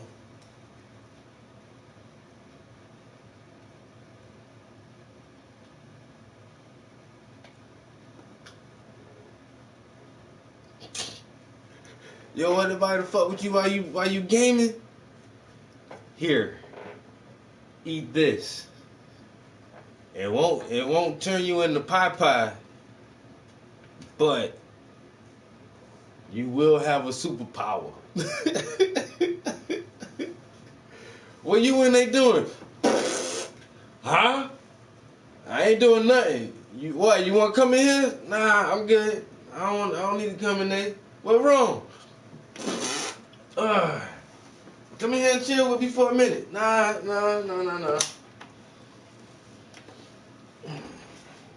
I can game all day. Well, nobody want to fuck with me.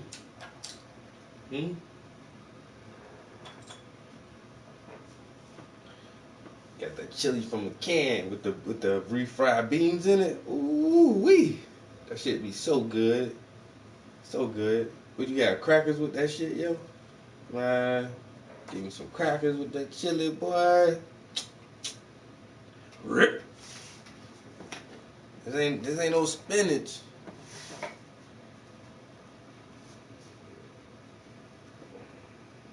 That chili had you in a rip. Like, I used to work in a factory with nothing but a bunch of dudes, yo. In a big ass factory, yo. So you got gas in that shit. You just got gas. It's stinking anyway. All the chemicals and shit, motherfuckers don't smell. You just fart all day. Motherfuckers don't smell shit. Now I work at an office.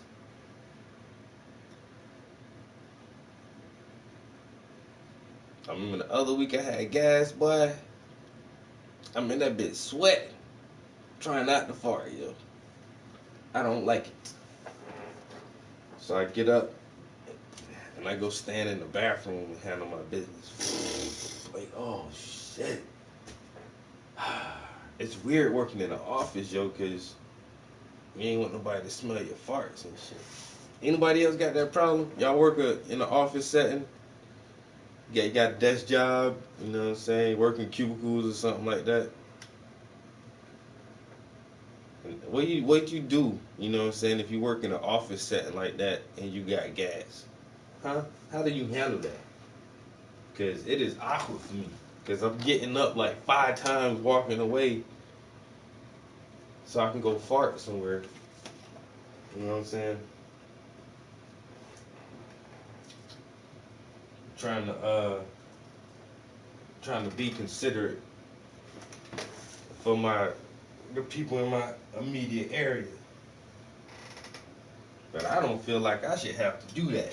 You know, if I got to fart, I feel like I should just be able to fart, and you just have to deal with this shit. Or, you know, I could just spray some air freshener all day.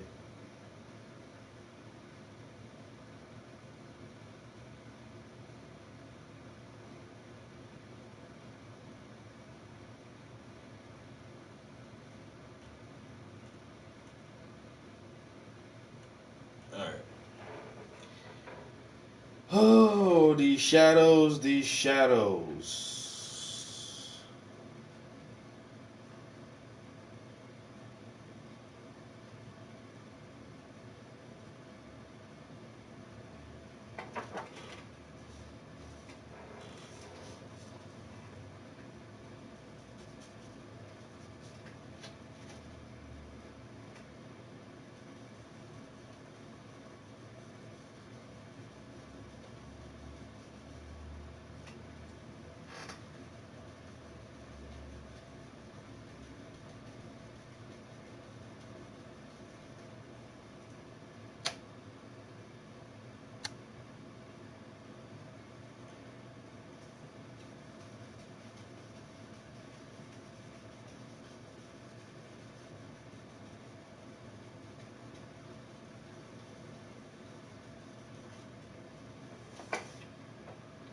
Come now, my good man.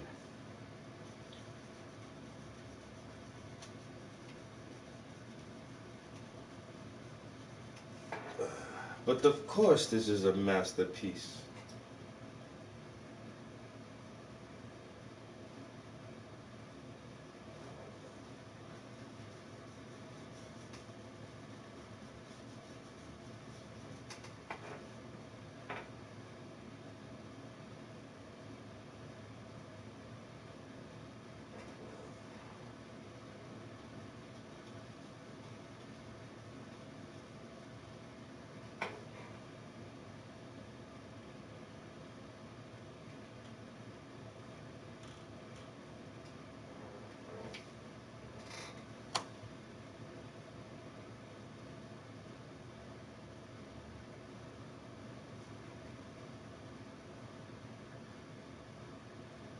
There's only one painting where I almost ain't finished that shit, bruh.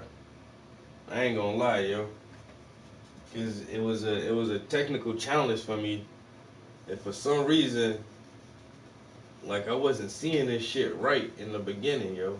Like when I first examined the painting, like all the way until I started like the underpainting, I was still kind of looking at the picture wrong and trying to go about the shit like the wrong way.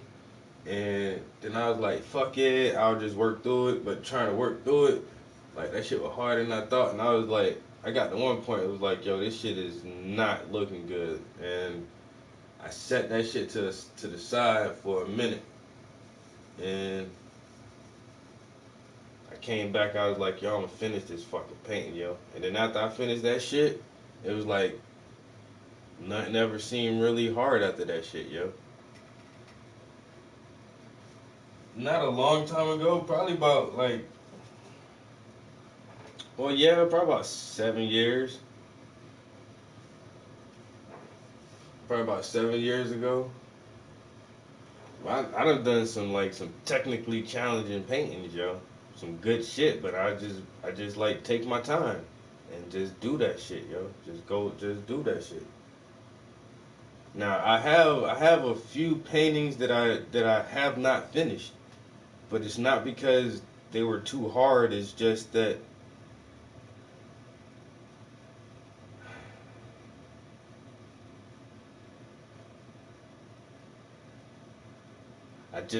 I didn't want to finish them.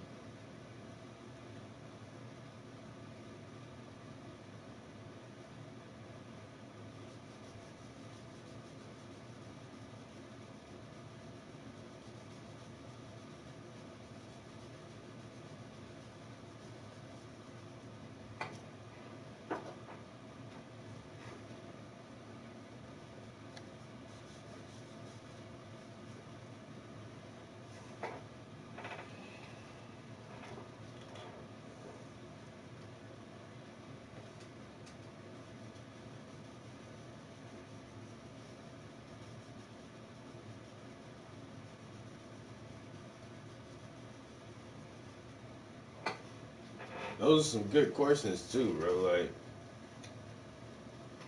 the most difficult painting.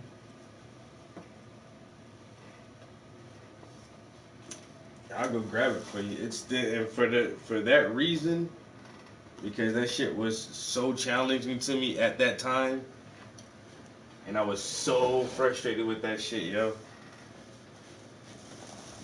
That it has become like to this day still like if not my favorite, definitely one of my favorite paintings, yo.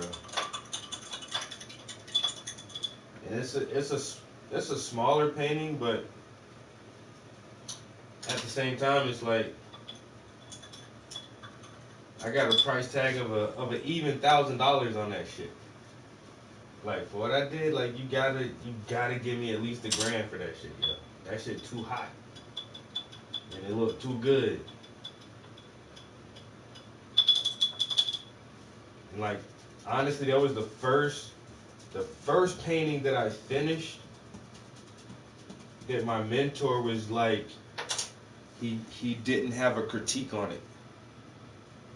Swear to God, that's how I knew. I was like, that shit is hot, yo.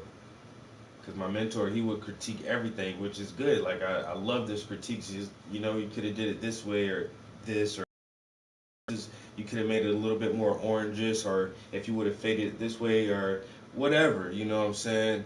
But when I got finished with that painting, yo, he looked at that shit, yo, he was like, that's good, Travis. He's like, it's damn near perfect. I was like, that's what's up, yo. That's what's up.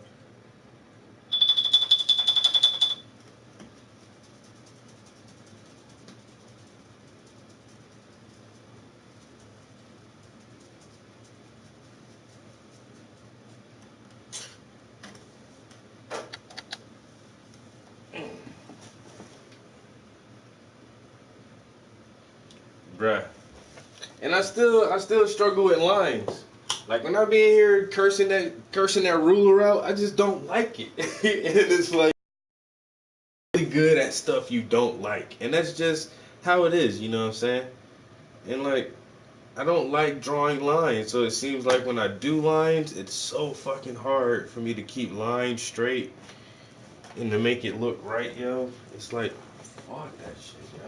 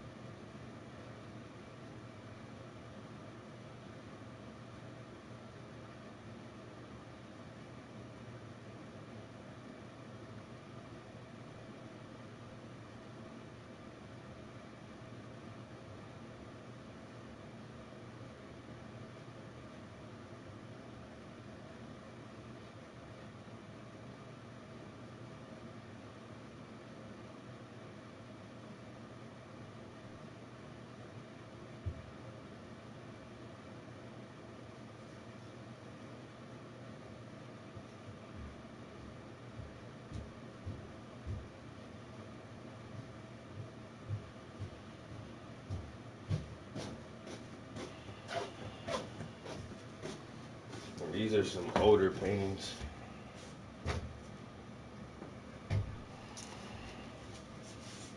These are paintings that are actually hung in my house. That's why they're all nice and framed. So this is the one painting that I almost didn't finish, but I muscled my way through it and finished it anyway. And now it's probably one of my, if not my favorite painting.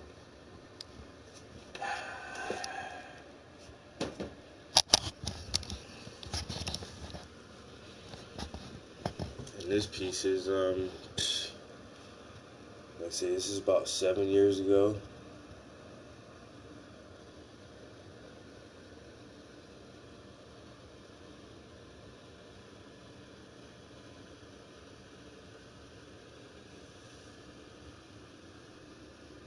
And it's largely abstract in a sense. A lot of it isn't very defined, but trying to, I don't know, it was just hard for me to see this in a way that I could translate it with my brush. Like, the picture was so pretty, but I'm like, how the fuck do I paint that though? You know what I'm saying? With the limited technical ability I had at that time, and trying to grasp this fucking color scheme and the play of light and shadow, and then trying to do it in such a way that the viewer can see what it is, that she's looking through a curtain, and there's this lace curtain that she's looking through, and the sunlight is making this pattern on her face, and it's like, what the fuck? And this is actually a very good friend of mine. Me and her went to high school together.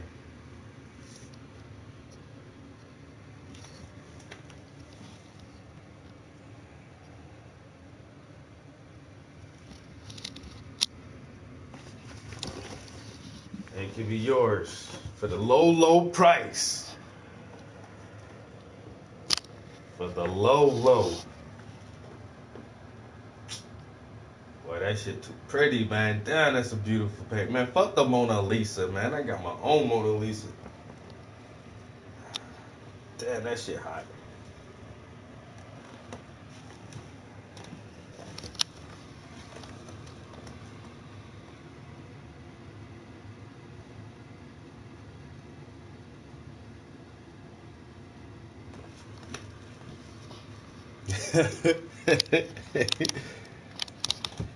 And this one comes in at a close second, yo. This is my sister. This is actually my sister. And I took this picture of her. But once again, like when I talk about the lines, yo, this one right here is like, and this was another one where I was still painting underneath my mentor. And once this piece was done, he was like, yo, Travis, what in the hell? He was like, that chair looks so crazy. Like, he gave me he was like, what, did you just absolutely look for, like, the hardest chair to paint? And then just paint it? Like it wasn't nothing? And I was like, trust me, it was something, bro. Like, this, oh my God. It was definitely something.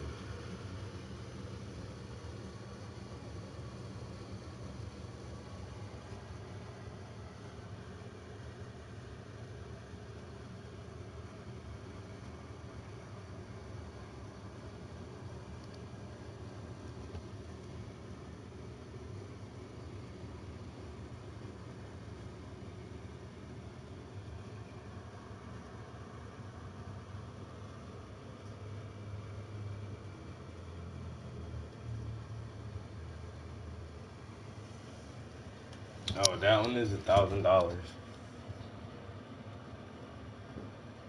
Without the frame. The frame is getting old and beat up anyway, but yeah, with no frame, $1,000. With the frame, I would have to charge you like, I don't know, like $150 for the frame.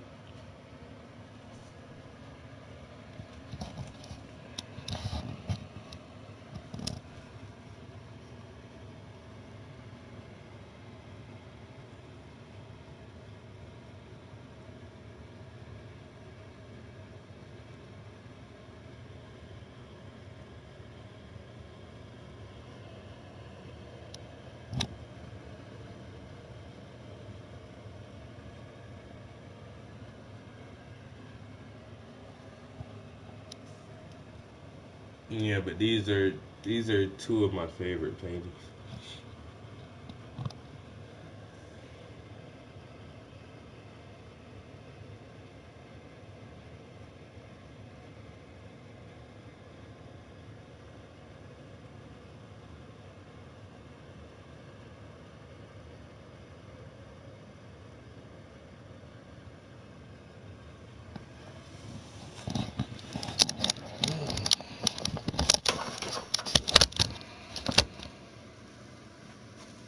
Yeah, them Jones is hot.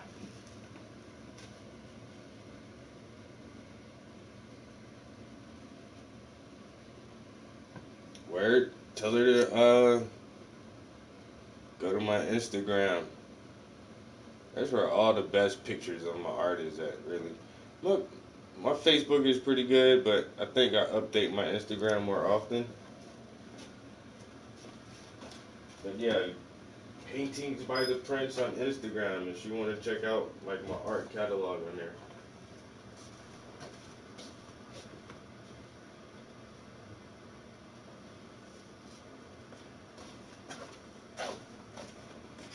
Alright. Like I did a little good job this morning.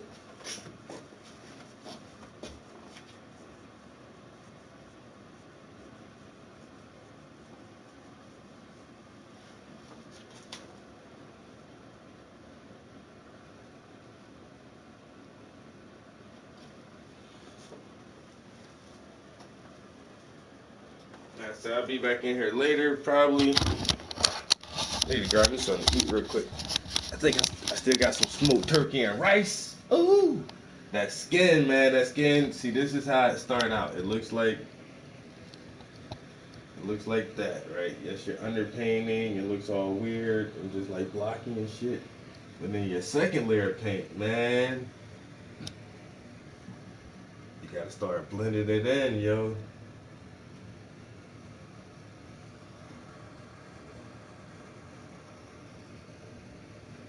Gotta blend that shit in, make that shit look like the skin.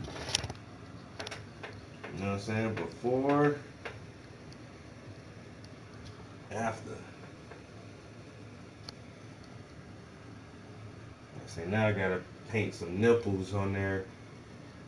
Paint them nipples and paint that navel. Yeah, I got an Audi. You can see my navel. And I gotta work with the shadows here at the bottom of the dreads. Face is coming out pretty good. Come back, add some more highlights on that, and put a little bit more definition in the eyebrows and the mustache and the lips. I think the eyes might be great. Maybe a little bit around, might lighten it up a little bit around this eye in that gray section right there. Add some more whites to the bright parts. Add some more bright whites to the highlights on the chest, you know what I'm saying? The background, I got a little more I want to do to the background, explore some other ideas with that. And then gonna have this beautiful ass paint. That shit looking crazy, boy. That nigga naked, man. If I ain't know better, I'd think that nigga was naked. What the fuck? What the fuck you doing naked? Just being himself, I guess. You know? You born naked, you die naked.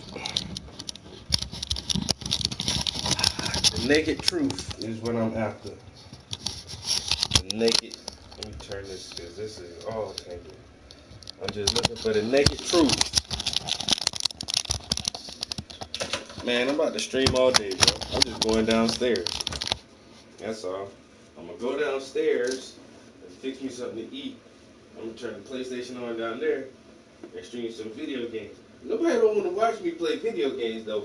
Yo, I'm a good ass fucking gamer, yo. That's what people don't do.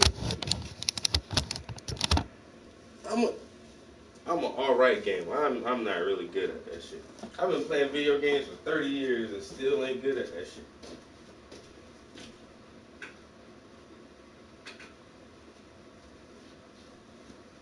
Playing video games for 30 years and still fucking suck. But I like doing it though. So that's what I'm gonna do. I'm gonna go get something to eat, play some video games for a couple hours. I might take a nap and then get something else to eat. Then come back up here and paint for a little bit longer, then play some video games and all night until I go to sleep. Man, I got a beautiful life. Beautiful life.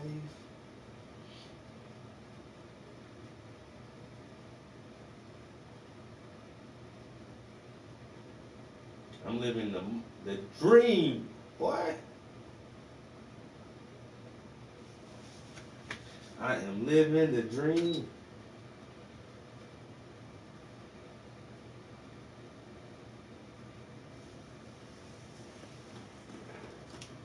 I got some clothes in the dry and no, I got clothes in the wash. I throw them in the dryer. I already vacuumed. I wash dishes. I started washing clothes. And I did go to the gym today. Man, I might not leave the house the rest of the day. After I dry them clothes, I ain't doing shit else. Like chores and no, not today. I might not even fold them up today. Them suckers will sit in the dryer until tomorrow, and then that'll be a chore for tomorrow and give me something to do. You know? You ain't want to run through your chores too fast and then you run out of shit to do. So, but yeah. Let me get downstairs. I'm gonna start streaming down there in like 5 minutes. Oh, this nap. Yo, later on? What time is it? It's already noontime? Oh yeah. When I take that nap later, but that shit gonna feel so good, boy. Y'all don't like taking naps? Crazy.